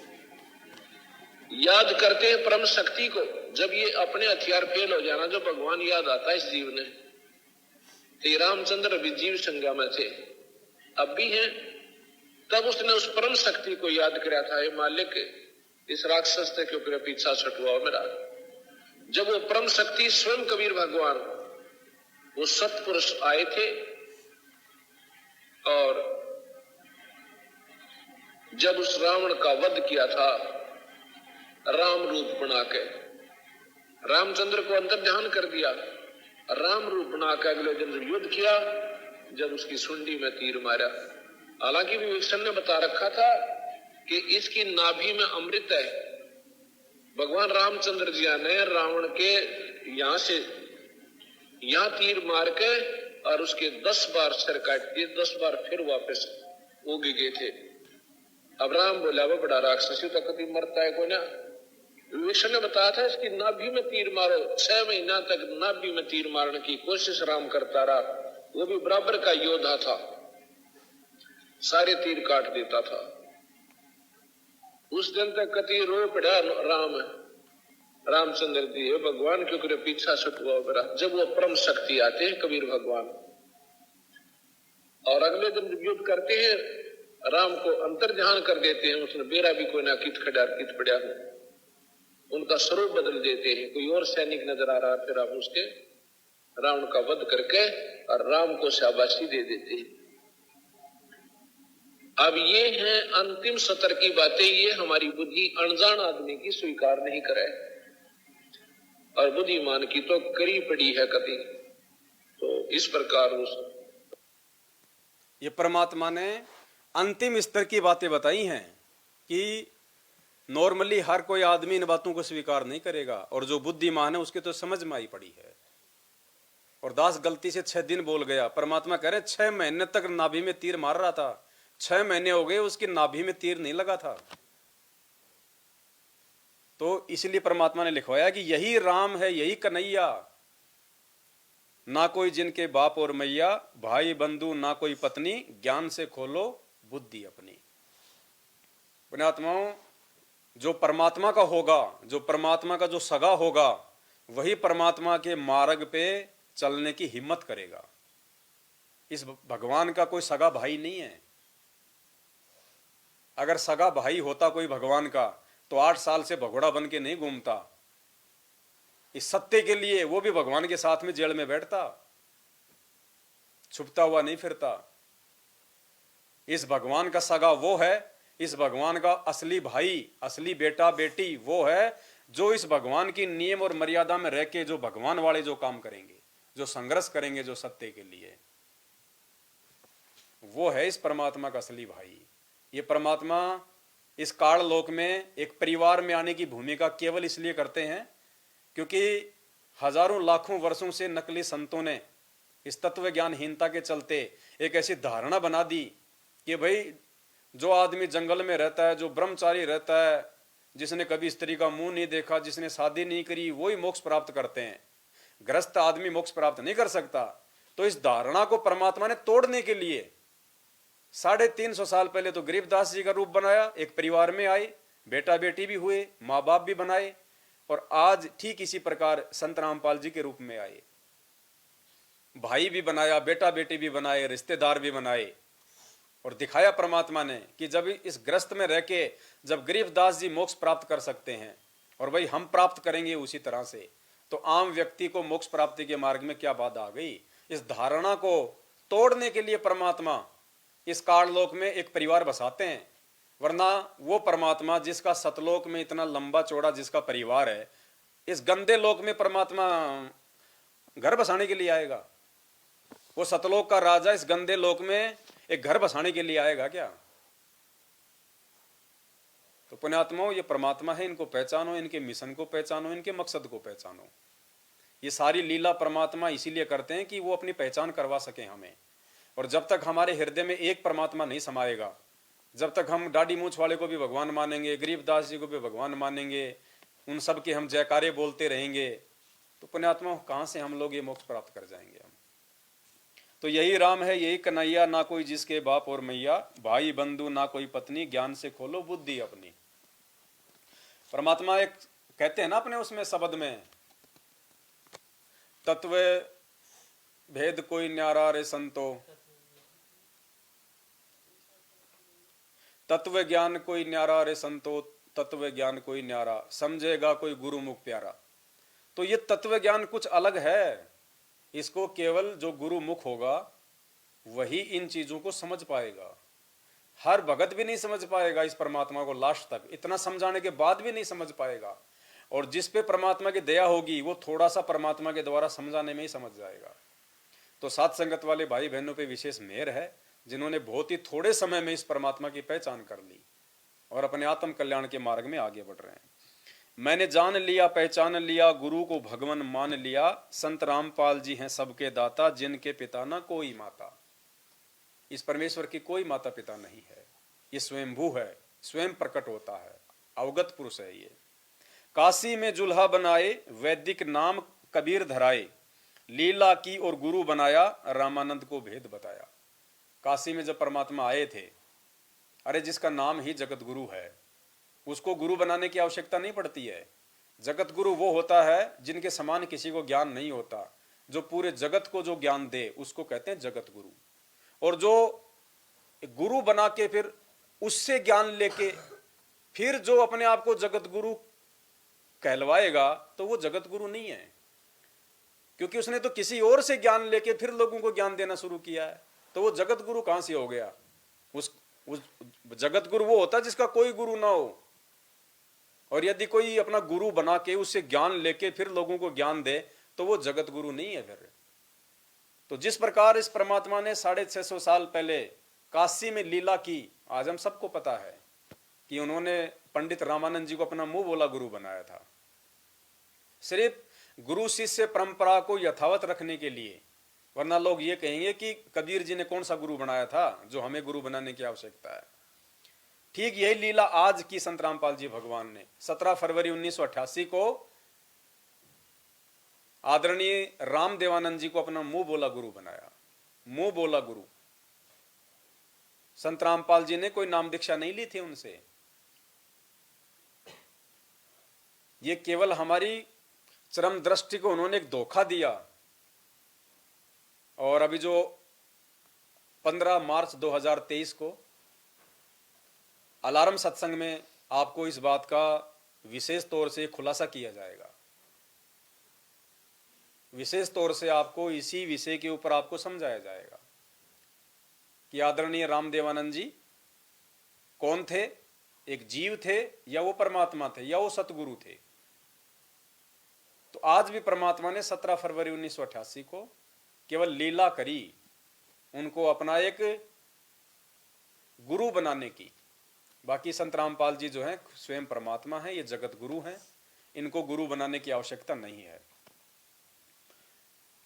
क्योंकि संत रामपाल जी के जो गुरु थे आदरणीय राम देवानंद जी, हम सबको पता है वो अनपढ़ थे, अक्षर ज्ञान रहित थे। तो संत रामपाल जी को वेदों का ज्ञान भाई कहां से मिल गया? कौन से गुरु ने पढ़ा दिया? कुरान का ज्ञान कौन से गुरु ने दे दिया? सभी दुनिया के सभी धर्म ग्रंथों का ज्ञान संत रामपाल जी को कौन से गुरु ने पढ़ाया, जो आज वो पूरी दुनिया को पढ़ा रहे? उनका गुरु तो अनपढ़ था। तो अनपढ़ गुरु का चेला कहां से वेद शास्त्रों को जान गया? तो पुण्यात्माओं, ये बुद्धि से सोचने की बातें हैं। ये केवल फॉर्मेलिटी के लिए उन्होंने उनको अपना गुरु बनाया था। वरना वाणी कहती है कि गुरु बिन वेद पढ़े जो प्राणी, और समझे न सार रहे अज्ञानी। तो संत रामपाल जी के गुरु तो अनपढ़ थे, उन्होंने तो कभी संत रामपाल जी को वेद कभी उन्होंने पढ़ाए नहीं। तो संत रामपाल जी को कहां से ज्ञान हो गया? तो परमेश्वर को कहीं से ज्ञान लेने की आवश्यकता नहीं होती है। मैंने जान लिया पहचान लिया, गुरु को भगवान मान लिया, संत रामपाल जी हैं सबके दाता, जिनके पिता न कोई माता। काशी में जुल्हा बनाए, वैदिक नाम कबीर धराए, लीला की और गुरु बनाया, रामानंद को भेद बताया। फिर भी वो कुछ समझ ना पाया, जन्म मरण में फिर से आया। वो रामानंद जी वो फिर भी नहीं समझ पाए, क्योंकि पुण्यात्माओं ऐसा नहीं है कि शिक्षा लेने के बाद ही ये भगवान समझ में आ जाएगा। जैसे गुरुजी कहते हैं ना कि 650 साल पहले तुम परमात्मा को नहीं पहचान पाए क्योंकि तुम अनपढ़ थे, तुमको जो है ये भाषा नहीं आती थी, तुम ये वेद शास्त्र नहीं पढ़ सकते थे, इसलिए तुम परमात्मा को नहीं पहचान पाए। ऐसा भी नहीं है कि भाई हम वेद शास्त्र पढ़ लेंगे, हम लोग BA कर लेंगे तो हम संत रामपाल जी को जान जाएंगे, पहचान जाएंगे। नहीं, 650 साल पहले जो पंडित रामानंद जी थे वो तो चारों वेदों के आचार्य थे, वो तो पढ़े लिखे थे, वो तो शास्त्री थे, चारों वेदों को उन्होंने कंठस्थ याद कर रखा था, वो तो पढ़े लिखे थे, उनको तो संस्कृत आती थी। फिर वो क्यों नहीं पहचान पाए परमात्मा को? वो भी क्यों जन्म और मरण में रहे? उनका भी क्यों मोक्ष नहीं हुआ अभी तक? और फिर से उनको आज वर्तमान में रामानंद बन के आना पड़ा, रामदेवानंदा जो है उनको बन के आना पड़ा। आज ये संत रामपाल जी भगवान के जो मुंह बोले गुरु थे, आदरणीय रामदेवानंद जी, ये 650 साल पहले काशी वाले पंडित जी थे वो रामानंद जी। अब परमात्मा ने उनका उद्धार किया है। ये परमात्मा है, ये संकेत करता है बीच बीच में। देखो क्या कह रहे हैं पूज्य गुरुदेव कि मेरे गुरुजी कौन है।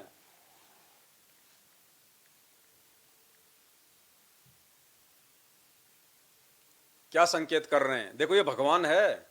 तुम कहीं सोचो कि वे गुरुजी को बोलने में गलती हो गई होगी, गुरुजी भूल गए होंगे नाम बताना। अरे ये सोचना भी महापाप हो जाएगा। गुरुजी भूल गए तो फिर गुरुजी फिर भगवान कहां हुए? क्या भगवान को भी भूल पड़ती है क्या? लेकिन ये परमात्मा संकेत करते हैं बीच बीच में कि वर्तमान में जो मेरा गुरु है मुंह बोला वो कौन है, कौन सी आत्मा है। तो क्या नाम ले रहे हैं गुरुजी? तो पुण्यात्मा आज जो समागम चल रहा है ये वर्तमान में, ये उस शुभ दिन के उपलक्ष्य में है जिस दिन मुझ दास का आध्यात्मिक जन्म हुआ। मुझे परम पूज्य मेरे पूज्य गुरुदेव जी स्वामी रामानंद जी से दास को एक नाम की, किससे नाम की भीख मिली? मेरे परम पूज्य गुरुदेव स्वामी रामानंद जी से। रामदेवानंद जी नहीं बोला गुरु जी ने, क्या बोला? रामानंद जी से, क्योंकि रामानंद जी वाली ही आत्मा है ये। आप ये भी नहीं कह सकते कि भाई गुरु जी भूल गए होंगे तो फिर आप गुरु जी को जीव मान रहे हैं, फिर आप जो भगवान भूल गया। अरे भगवान कभी अपने गुरु का नाम भूलेगा क्या? तुम एक जीव हो, हम सब जीव हैं, और हमसे रात को नींद में भी अगर कोई ये पूछे कि भाई तुम्हारे गुरु जी का नाम क्या है, तो क्या तुम सतपाल बोल दोगे कि संत सतपाल जी महाराज या संत हरिराम जी महाराज मेरे गुरु हैं या संत धर्मपाल जी मेरे गुरु हैं? बोल दोगे आप? झट से बोलोगे संत रामपाल जी महाराज, संत रामपाल जी महाराज। जब एक जीव होके हम अपने गुरु का नाम नहीं भूल सकते तो ये तो परमात्मा है। भूल तो इसकी डिक्शनरी में नहीं है। ये जानबूझ के बोल रहे हैं, संकेत कर रहे हैं कि वर्तमान में जो मेरे गुरु हैं मुंह बोले वो 650 साल पहले वाले ही हैं। रामानंद की आत्मा है वो। इस दिन मुझ दास का आध्यात्मिक जन्म हुआ। मुझे परम पूज्य मेरे पूज्य गुरुदेव जी स्वामी रामानंद जी से दास को एक नाम की भीख प्राप्त हुई, भिक्षा मिली दास को। तो ये लीला करता है ये परमात्मा। फिर भी वो कुछ समझ न पाया और जन्म मरण में फिर से आया। राम देवानंद अब नाम है पाया, की भक्ति और मोक्ष कराया। अब उन्होंने 650 साल पहले वाले रामानंद जी ने अब राम देवानंद जी का ही जो है वो पाया उन्होंने जन्म। देखो नाम भी आपको सेम सेम मिलेंगे, रामानंद और रामदेवानंद। उस समय भी वो शादीशुदा नहीं थे और वर्तमान में भी वो शादीशुदा नहीं थे। उस समय भी छोटी सी उम्र में वो परमात्मा के लिए निकल गए थे, और वर्तमान में भी वो मात्र 15-16 साल की उम्र में वो घर से निकल गए थे। तो ये वही आत्मा थी। गुरु रामपाल जी ने उद्धार किया था, बन के शिष्य उन्हें पार किया था, अमरलोक उन्हें भेज दिया, सत्संग में संकेत किया। ये आपको 15 मार्च 2023 को जब लाइव आएंगे हम रात्रि 8:30 बजे, तब आपको समझाएंगे सारा भेद। ये ग्रंथ साहिब में है ये खुलासा, हरियाणा में होगा अवतारा, फिर घर घर होगा बोध विचारा, गुरु रामपाल भगवान हमारा। अब ये घर घर में बोध विचारा हो रहा है सात संगतियों के माध्यम से, और काल भगवान रोकने का प्रयास कर रहा है कि ये बोध विचारा ना हो, लेकिन ये परमात्मा का वचन है, ये रुक नहीं सकता।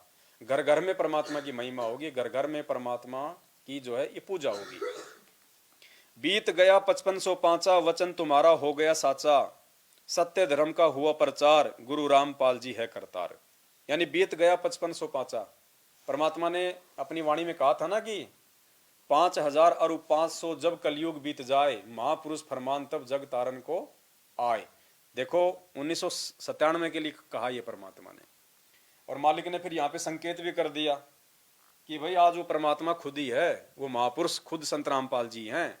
और फिर कह दे कि बार बार वो कहे कि मैं परमात्मा हूं तो कोई नहीं माने।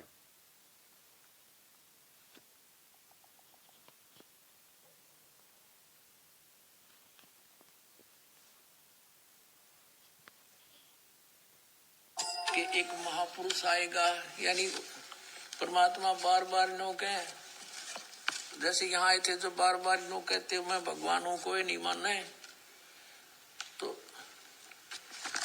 थोड़ा घुमा कर कहते हैं भगवान, फिर समझ में आती है। ये देखिएगा, जब परमात्मा ने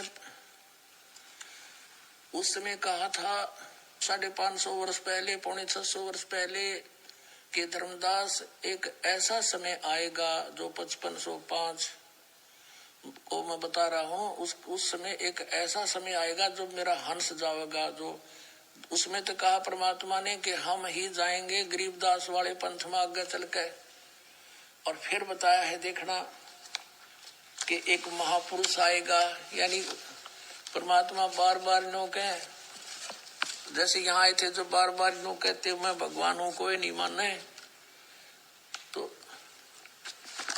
थोड़ा घुमा कर कहते हैं भगवान, फिर समझ में आती है।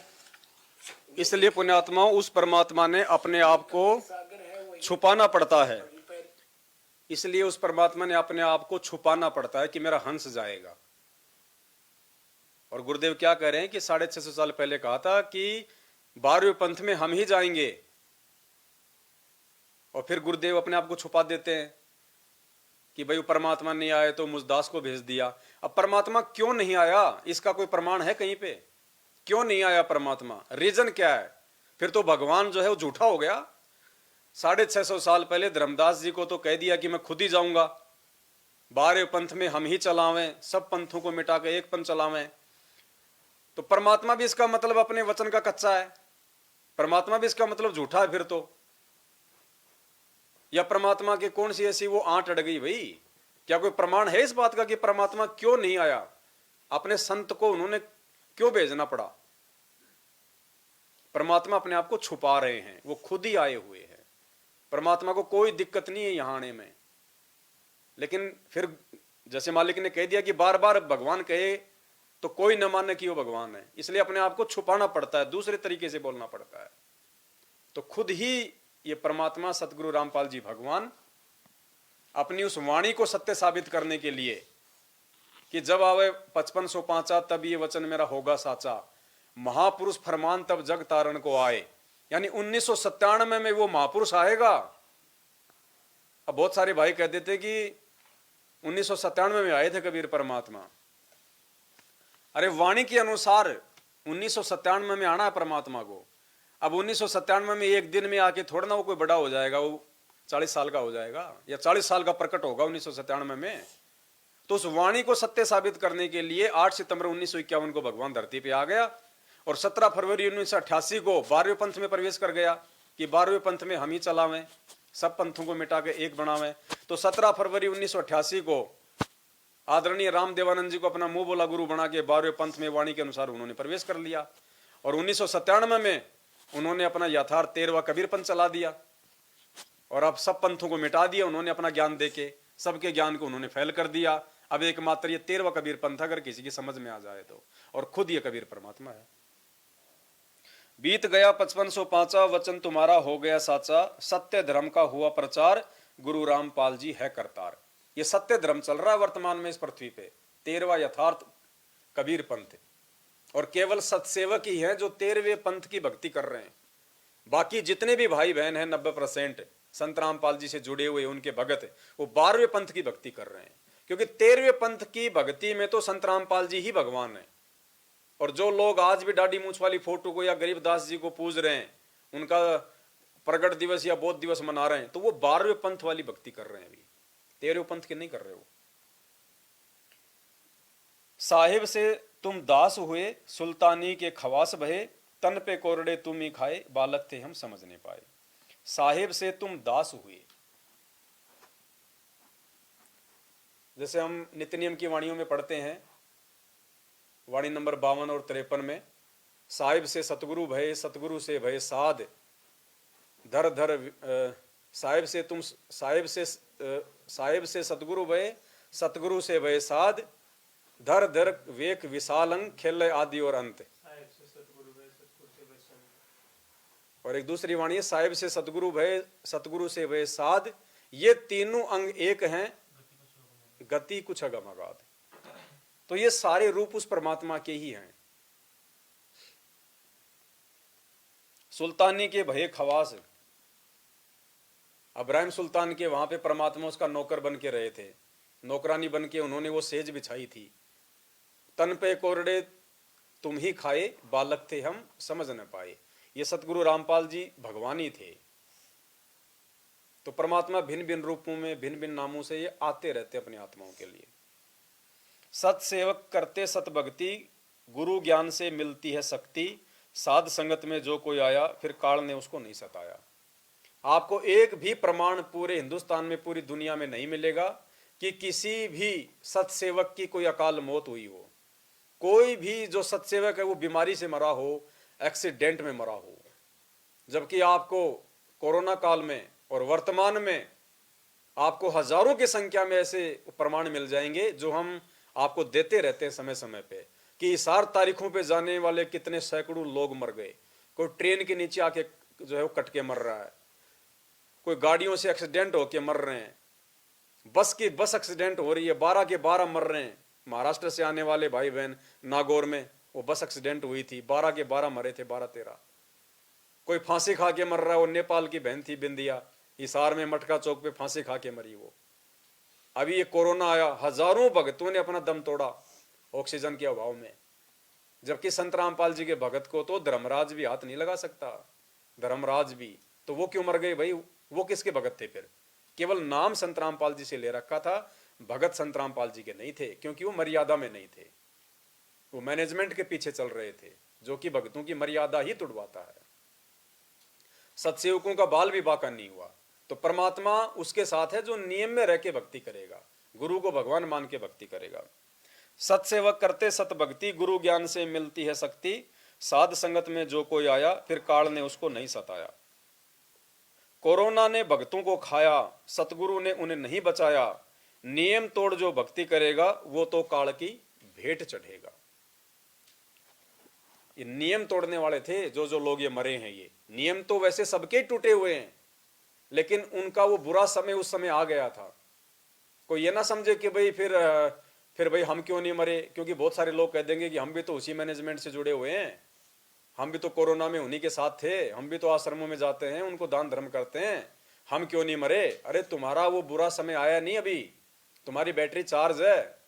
परमात्मा ने बताया कि 2 कारणों से मौत होती है, एक तो मर्यादा खंडित होती है, और दूसरा जिस समय तुम्हारी मर्यादा खंडित होनी होती है उसी समय तुम्हारा कोई बुरा संस्कार आना होता है। उन दोनों का वो संयोग बैठ जाता है। तो भाई तुम्हारा अभी वो संयोग नहीं आया है, इसलिए तुम्हें लगता है कि अभी हमारे ऊपर कोई आपत्ति नहीं आ रही। आएगी उस समय, तुम्हारे से गिनने में नहीं आएगी। जबकि परमात्मा का तो वचन है कि धर्मराज भी परमात्मा के भगत को हाथ नहीं लगा सकता।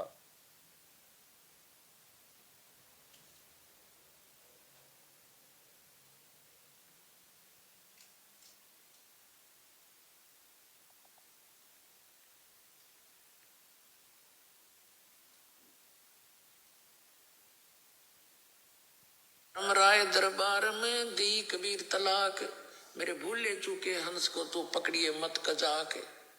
जब धर्मराज के न्यायाधीश के ऑफिस में गरीबदास जी ने आके बताया अपनी वाणी में कि गोपाल दास, जब परमात्मा मुझे वहां धर्मराज के दरबार में लेकर गए और धर्मराज हाथ जोड़कर खड़ा हो गया करबद्ध, और परमात्मा जैसे बड़ा अधिकारी छोटे अधिकारी पर डांट मारा करे, एसपी जैसे ऐसे चोन धमकाया करे, ऐसे जाकर डांट लगा रहा है और वो जी सर कर रहा है। तो गरीबदास जी बता रहे, आंखों देखा धर्मराज दरबार में दी कबीर तलाक, मेरे भूले चूके हंस ने तू पकड़िए मत कजाक। बोला पुरुष कबीर से धर्मराय कर जोड़, और तेरे हंस न पकड़ू ने मैंने 2 लाख करोड़। ये परमात्मा आपके हंस को मैं नहीं पकड़ूंगा। परमात्मा ने कहा कि मेरे भक्त का तू लेखा जोखा भी मत करना, और गलती से आ जा तो मेरे पास भेज देना। तो धर्मराज ने कहा कि परमात्मा आपकी शरण माने से पहले इसके गुड और बैड अकाउंट दोनों होते हैं, तो इसके जो बैड अकाउंट में इसके बुरे संस्कार हैं उसके अनुसार तो दाता मैंने सजा सुनानी पड़ेगी, मेरी मजबूरी है, उसका कोई विकल्प बताओ। तो परमात्मा ने कहा कि कर्म भ्रम ब्रह्मंड के मैं पल में कर दूं नेस, उनको क्रॉस मार दूंगा, और जिन हमारी 2 दिशो करो हमारे पेश।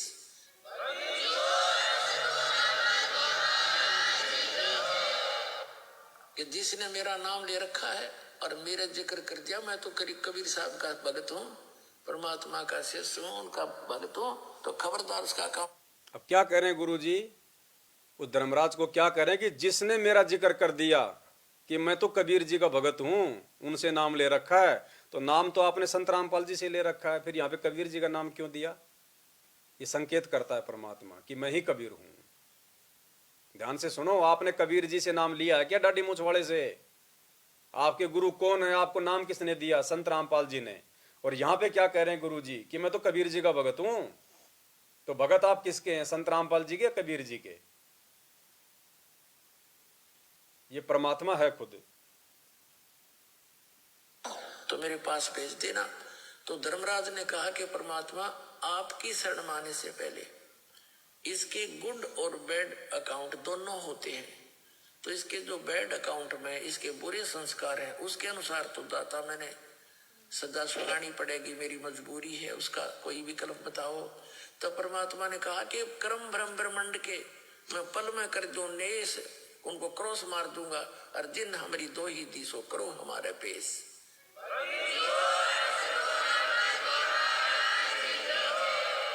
सुनिए कि जिसने मेरा नाम ले रखा है और मेरा जिक्र कर दिया, मैं तो कबीर साहब का भगत हूँ, परमात्मा का शिष्य हूँ, उनका भगत हूँ, तो खबरदार उसका अकाउंट नहीं लेना, हमारे पेश कर देना।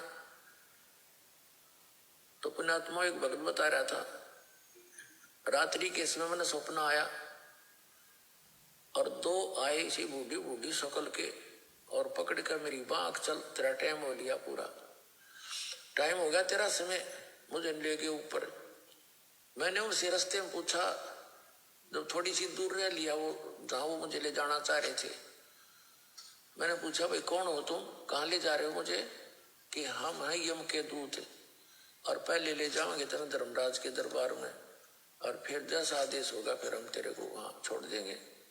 जो बोला यम के दूत और महाराज थारा के मेड़ भाई, तुम तो मुझे ले जा नहीं सकते, तो तुम्हें पता है मैं कबीर साहब का भगत हूँ, ऐसे नाम ले रखा है मैंने, मैं कबीर परमात्मा का बच्चा हूँ, तुम नहीं ले जा सकते मुझे।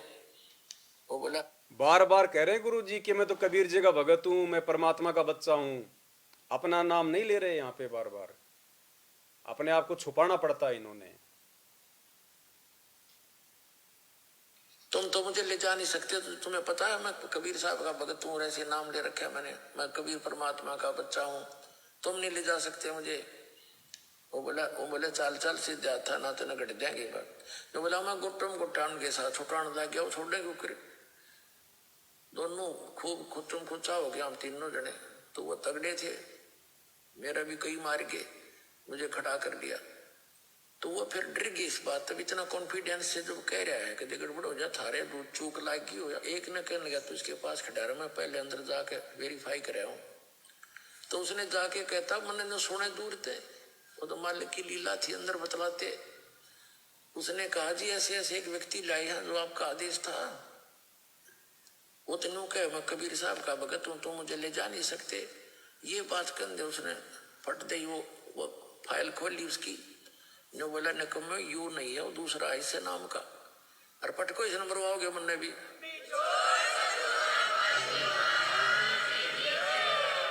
तो वो यूं कहता सुना तो मन भी मरवाओगे न, छोड़ का तुरंत बाई इज्जत। तो जब वो वापस आए न बोला छोड़ दे बीमारी ने, बोला ऊपर तो पटक दिया मेरे बेटा ने ऊपर से, और इज्जत तकड़े छोड़ने थे। बोला ऊपर तो पटक दिया, नो आऊ मैं सबकी लेनता। और नीचे आया जब एकदम नो आँख खुली मेरी, उठा तो मेरे हाथ पैर काम नहीं करे, सारा शरीर पसीना पसीना। जब मैं ठीक ठाक जाग जाता तो मेरे नो सोचूं सपना है यो, मेरा 15-10 मिनट के बाद तो मेरे शरीर हरकत में आया था, ऐसी स्थिति है। तो पुण्यात्माओं आपका ऐसे समर्थ से मेल हो गया है। अब सच्चे दिल से भक्ति करना, पूरे परिवार की रक्षा करेगा, और सतलोक जाओगे, शरीर जाओगे, वहां जाकर सुंदर शरीर पाओगे। बोलो सतगुरुदेव की जय हो।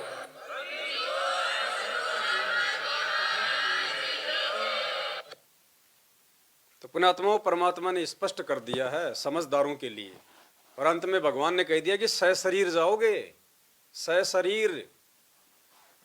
ये ऐसी लीला करेगा परमात्मा, अंत में अपने भक्तों को सशरीर सतलोक में भेजेगा। ये दुनिया देखेगी उनको जाते हुए, तब दुनिया ऊपर को हाथ करके रोएगी कि हम तो चूक गए भाई, ये तो परमात्मा था, भगवान था ये तो, वरना इनकी 1000 साल तक भक्ति नहीं चलेगी धरती पे। अगर ऐसे ही अगर आम प्राणी की तरह निकल गए तो ये वही लीला करके जाएंगे जो लीला इन्होंने मगर में की थी, सशरीर जाने की। अरे जो संत अपने भक्तों को सतलोक में सशरीर भेजने की बात कह रहा है, और कहते हैं साध वचन पलटे नहीं चाहे पलट जाए ब्रह्मांड, वो खुद क्या चिता में जल के जाएगा क्या? वो अपनी हस्तियों के राख बना के जाएगा क्या? पुण्यात्माओं पहचानो इस परमात्मा को, नहीं तो रोगे आने वाले समय में। दुनिया को तो इतना धोखा नहीं होगा जितना तुम्हारे को होगा धोखा, क्योंकि तुम उसकी शरण में आके भी उसको नहीं पहचान पाए, और उसकी आंखों के सामने दूसरे को परमात्मा मान के उसके आश्रम में दूसरों की तुम पूजा कर रहे हो। कागज की फोटो का तुम प्रगट दिवस मना रहे हो, गरीबदास जी का बोध दिवस मना रहे हो। बहुत भयंकर तरीके से पछताओगे। कोरोना ने भक्तों को खाया, सतगुरु ने उन्हें नहीं बचाया। नियम तोड़ जो भक्ति करेगा वो तो काल की भेंट चढ़ेगा। इसे चरना अमृत कहते हैं भाई, गुरु भक्तों की करता सहाई। साध संगत का कुछ बिगाड़ ना पाया, सतगुरु ने विश्वास बढ़ाया। चरणामृत सब पीते हैं, बहुत सारे लोग रोजाना पीते हैं, बहुत सारे लोग दिन में 3-3 बार पीते हैं, कोई 5 दिन में पीता है, किसी के कभी खांसी जुकाम हो जाए लोग उस समय पीते हैं। कई उनको पता ही नहीं कि भाई इसको पीना कैसे है, इसको ये क्या चीज है ये, और फिर भी उनके कोई आराम नहीं, उनका कोई काम नहीं। क्यों? क्योंकि चरणामृत का भी एक फॉर्मूला बताया परमात्मा ने। परमात्मा कहते हैं गुरु मानुष कर जानते, ते नर कहिए अंध, ओवे दुखी संसार में आगे यम के फंद। और फिर एक वाणी में परमात्मा ने बताया कि ये जो चरणामृत है, जब तक तुम अपने गुरुजी को परमात्मा मान के इस चरणामृत को नहीं पियोगे,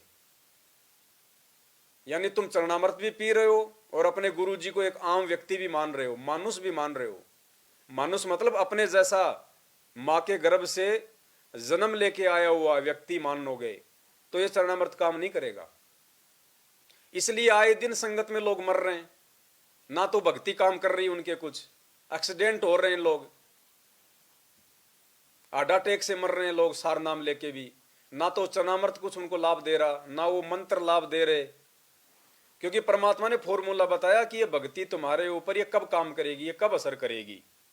परमात्मा ने बताया कि तुम जो है रोजाना चरणामृत भी पीते हो और गुरु जी को तुम जो है बल्कि मानुष मानते हो, तो कहते हैं वो कुत्ता बनेगा, वो भगत है, स्वान की योनि में जाएगा। स्वान भक्तों को कह रहे हैं गुरु जी कि गुरु को मानुष कर जानते और चरणामृत को पान, कि तुम गुरु जी को मानुष भी मानते हो और गुरु जी का जन्मदिन मनाना उनको मानुष मानना होता है। गुरु को मानुष कर जानते और चरणामृत को पान, वो नर नरक में जावेंगे जन्म जन्म बने समान, यानी वो कुत्ते बनेंगे वो अनंत युग तक। कौन? जो गुरु जी का चरणामृत भी पी रहे हैं और उसको अपने जैसा व्यक्ति भी मानते हैं। तो भाई ये सत्सेवकों के अलावा साध संगत वालों को छोड़ के जितने भी लोग हैं जो गुरु जी का उन आश्रमों में जन्मदिन मनाते हैं, उनका अवतार दिवस मनाते हैं, उनका अवतरण दिवस मनाते हैं, आप सब लोग इसी कैटेगरी में हो। ये परमात्मा कह रहे हैं, मैं नहीं कह रहा, उनके मुख से सुन लो आप।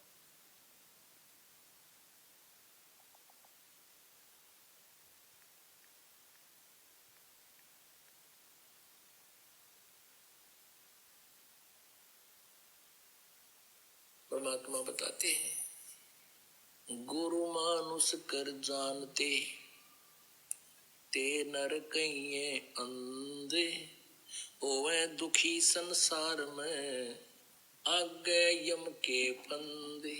गुरु को मानुष कर जानते तो ते नर कहिए अंधे, और फिर होवे दुखी संसार में, फिर काल के फंदे। पुणात्मा, हमने गुरु जी को परमात्मा मानना पड़ेगा। परमात्मा मानने से हमारी यह प्रॉब्लम सोल्व होएगी, नहीं तो नहीं हो सकती। हम अपने ही जैसा गुरु को माने, एक मानुष रूप मान करके हम यदि उसके साथ रहेंगे तो कभी ना कभी दोष आपके मन में आवेगा। हम यदि गुरु जी को अपने जैसा मानुष मानेंगे तो कभी न कभी दोष मन में आवेगा। अब ये साथ संगत से जितने भी भाई बहन जो बाहर निकले हैं, ये केवल फॉर्मेलिटी कर रहे थे। गुरु जी को भोग भी लगाते थे, जयकारे भी लगाते थे, साथ संगत में भी आते थे, लेकिन ये गुरु जी को मानुष ही मानते थे। और जिसका नतीजा ये निकला इस सत्संग के अनुसार कि आपके मन में कभी न कभी दोष आएगा, और दोष आ गया उन सब के मन में, सब निकल गए वहां से। तो गुरु जी को हमने मानुष नहीं मानना है, भूल नहीं करनी है।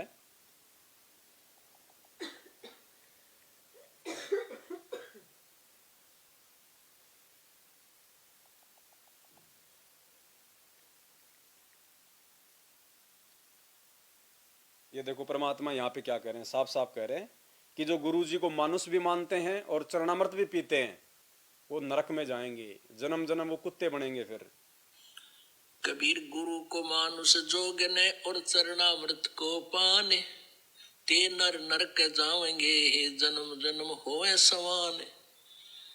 जो क्या बताते हैं, गुरु को मानुष मानते हैं और चरणामृत भी देखम देखा, चरणामृत भी गुरु जी के चरणों का जल उसको भी पी रहे हैं, और ऊपर से एक मनुष्य मान रहे हैं। कहते उससे भी, वो भी फिर 84 लाख योनियों का अधिकारी है, उसकी भक्ति चले नहीं। गुरु को मानुष जोगने और चरणामृत को पान, ते नर नरक में जावेंगे फिर जन्म जन्म होवे समान। चरणामृत ले, लेकिन भगवान समझ के ले। मान लो मूलधन 100 रुपये। पुण्यात्माओं, एजुकेशन का अब आपको लाभ होगा। चरणामृत लो, लेकिन गुरु जी को भगवान मान के, परमात्मा मान के, वरना देखम देखी चरणामृत लेने का कोई फायदा नहीं है। इसलिए चरणामृत भी भक्तों की कोई हेल्प नहीं कर रहा, ना उनकी बीमारी में, ना उनके एक्सीडेंट में, किसी चीज में हेल्प नहीं कर रहा। क्योंकि जब तक आप गुरु को भगवान नहीं मानोगे तब तक चरणामृत काम नहीं करेगा। इसे चरणामृत कहते हैं भाई, गुरु भक्तों की एक कर्ता सहाई। केवल चरणामृत जो है गुरु भक्तों की सहायता करेगा। और गुरु भगत कौन होगा? जो गुरु को ही अपना भगवान मानेगा।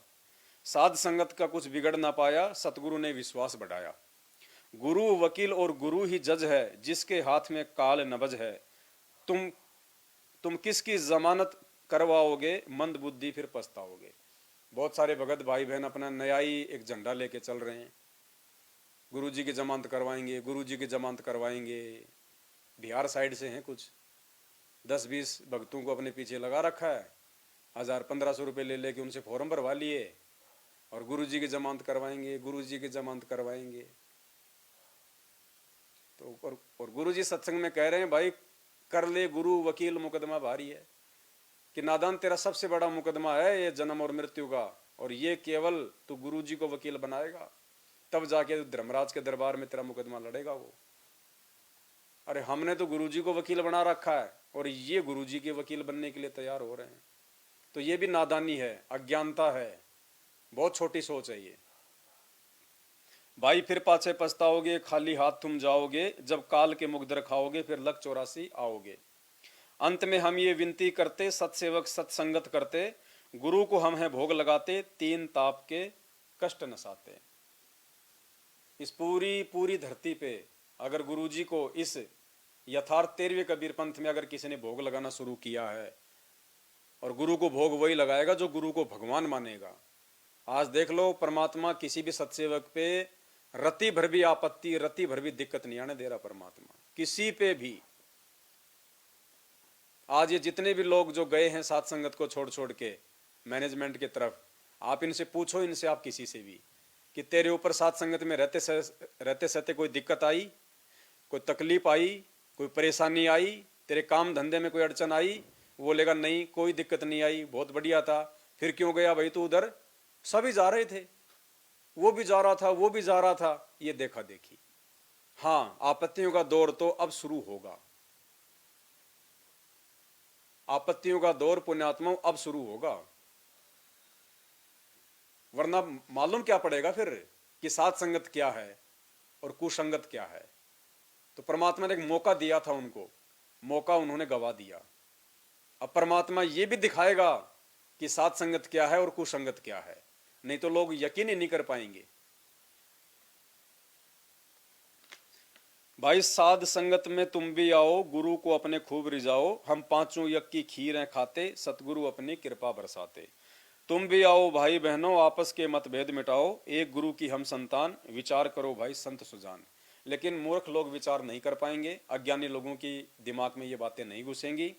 फिर भी हमारा तो फर्ज है उनसे विनती करने का, प्रार्थना करने का, कि साथ संगत के जो दरवाजे हैं, आप जो भाई बहनें जो नए हैं या जो साथ संगत से भाग गए हैं अपनी अज्ञानता के चलते जल्दबाजी में, वो वापस आ सकते हैं। सबका मोस्ट वेलकम है, स्वागत है, हमारा किसी से कोई राग द्वेष नहीं है।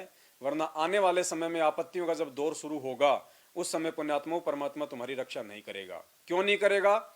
मैनेजमेंट के पीछे जो भाई बहन जो लगे हुए हैं, उनको परमात्मा फिर भी राहत देगा, उनको परमात्मा फिर भी संभालेगा, लेकिन तुम्हें नहीं संभालेगा, क्योंकि वो तो अनजान है, उनको नहीं पता था उनको साथ संगत का। लेकिन तुम तो साध संगत से तुम जुड़ के और उसके बाद तुम देखा देखी में गए हो, तुमने जानबूझ के सांची तजी है। और परमात्मा कहते हैं जानबूझ सांची तजे, कौन सी वाणी वाले और करे झूठे से ने, उन झूठों से जाके तुमने यारी दोस्ती कर ली वापस, जिन झूठों से तुम पीछा छुड़ा के आए थे किसी समय। अरे फिर तुम आए क्यों? जब तुमने वापस उसी गंद में उसी झूठ में जाना था, तुम आए क्यों फिर? तो मालिक कहते हैं जानबूझ सांची तजे और करे झूठ से ने, जाकी संगत है प्रभु सौपन में भी ना दे। परमात्मा की वाणी तो कहती है कि ऐसे दुष्टों की तो शकल भी परमात्मा हमें कभी मतलब सौपन में भी ना दिखाई दे। लेकिन फिर भी हम आप लोगों से प्रार्थना करते हैं, विनती करते हैं कि अगर समझ में बात आ जाए तो समय रहते वापस आ जाना। एक बार ये आपत्तियों का दौर शुरू हुआ, फिर परमात्मा नहीं संभालेगा वापस, फिर ध्यान नहीं देगा वो परमात्मा। तो पुण्यात्माओं देखो, ये शब्द था एक छोटा सा, और परमात्मा ने लिखवाया, इसके ऊपर कम से कम 1.5-2 घंटे की सत्संगति हो गई। और इस शब्द की हर एक चौपाई में एक परमात्मा का एक वीडियो के साथ में आप लोगों को जो है वो समझाया गया है। तो ये शब्द परमात्मा ने जो लिखवाए हैं, ये वैसे कोई सामान्य शब्द नहीं है, ये कोई मनोरंजन के लिए नहीं लिखे हमने। इनकी हर एक चौपाई में एक रहस्य है, एक सार है। तो आज आपने देखा एक परमात्मा का खाली हमने एक ही शब्द लिया और 2 घंटे लग गए अपने को उसमें सत्संगति करते हुए।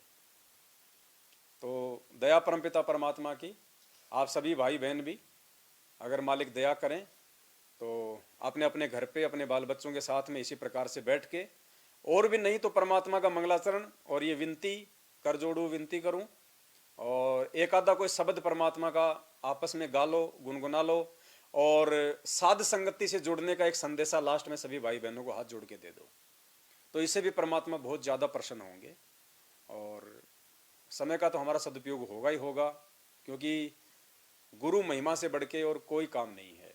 सारा दिन हम अपने काम धंधे में, एक फैक्ट्री में कोई काम करता है, उसकी मार्केटिंग करता है, सारा दिन वो प्रोडक्ट बेचने में लोगों को लगा रहता है, झूठ सांच बोल के, उल्टी सीधी बातें बोल के।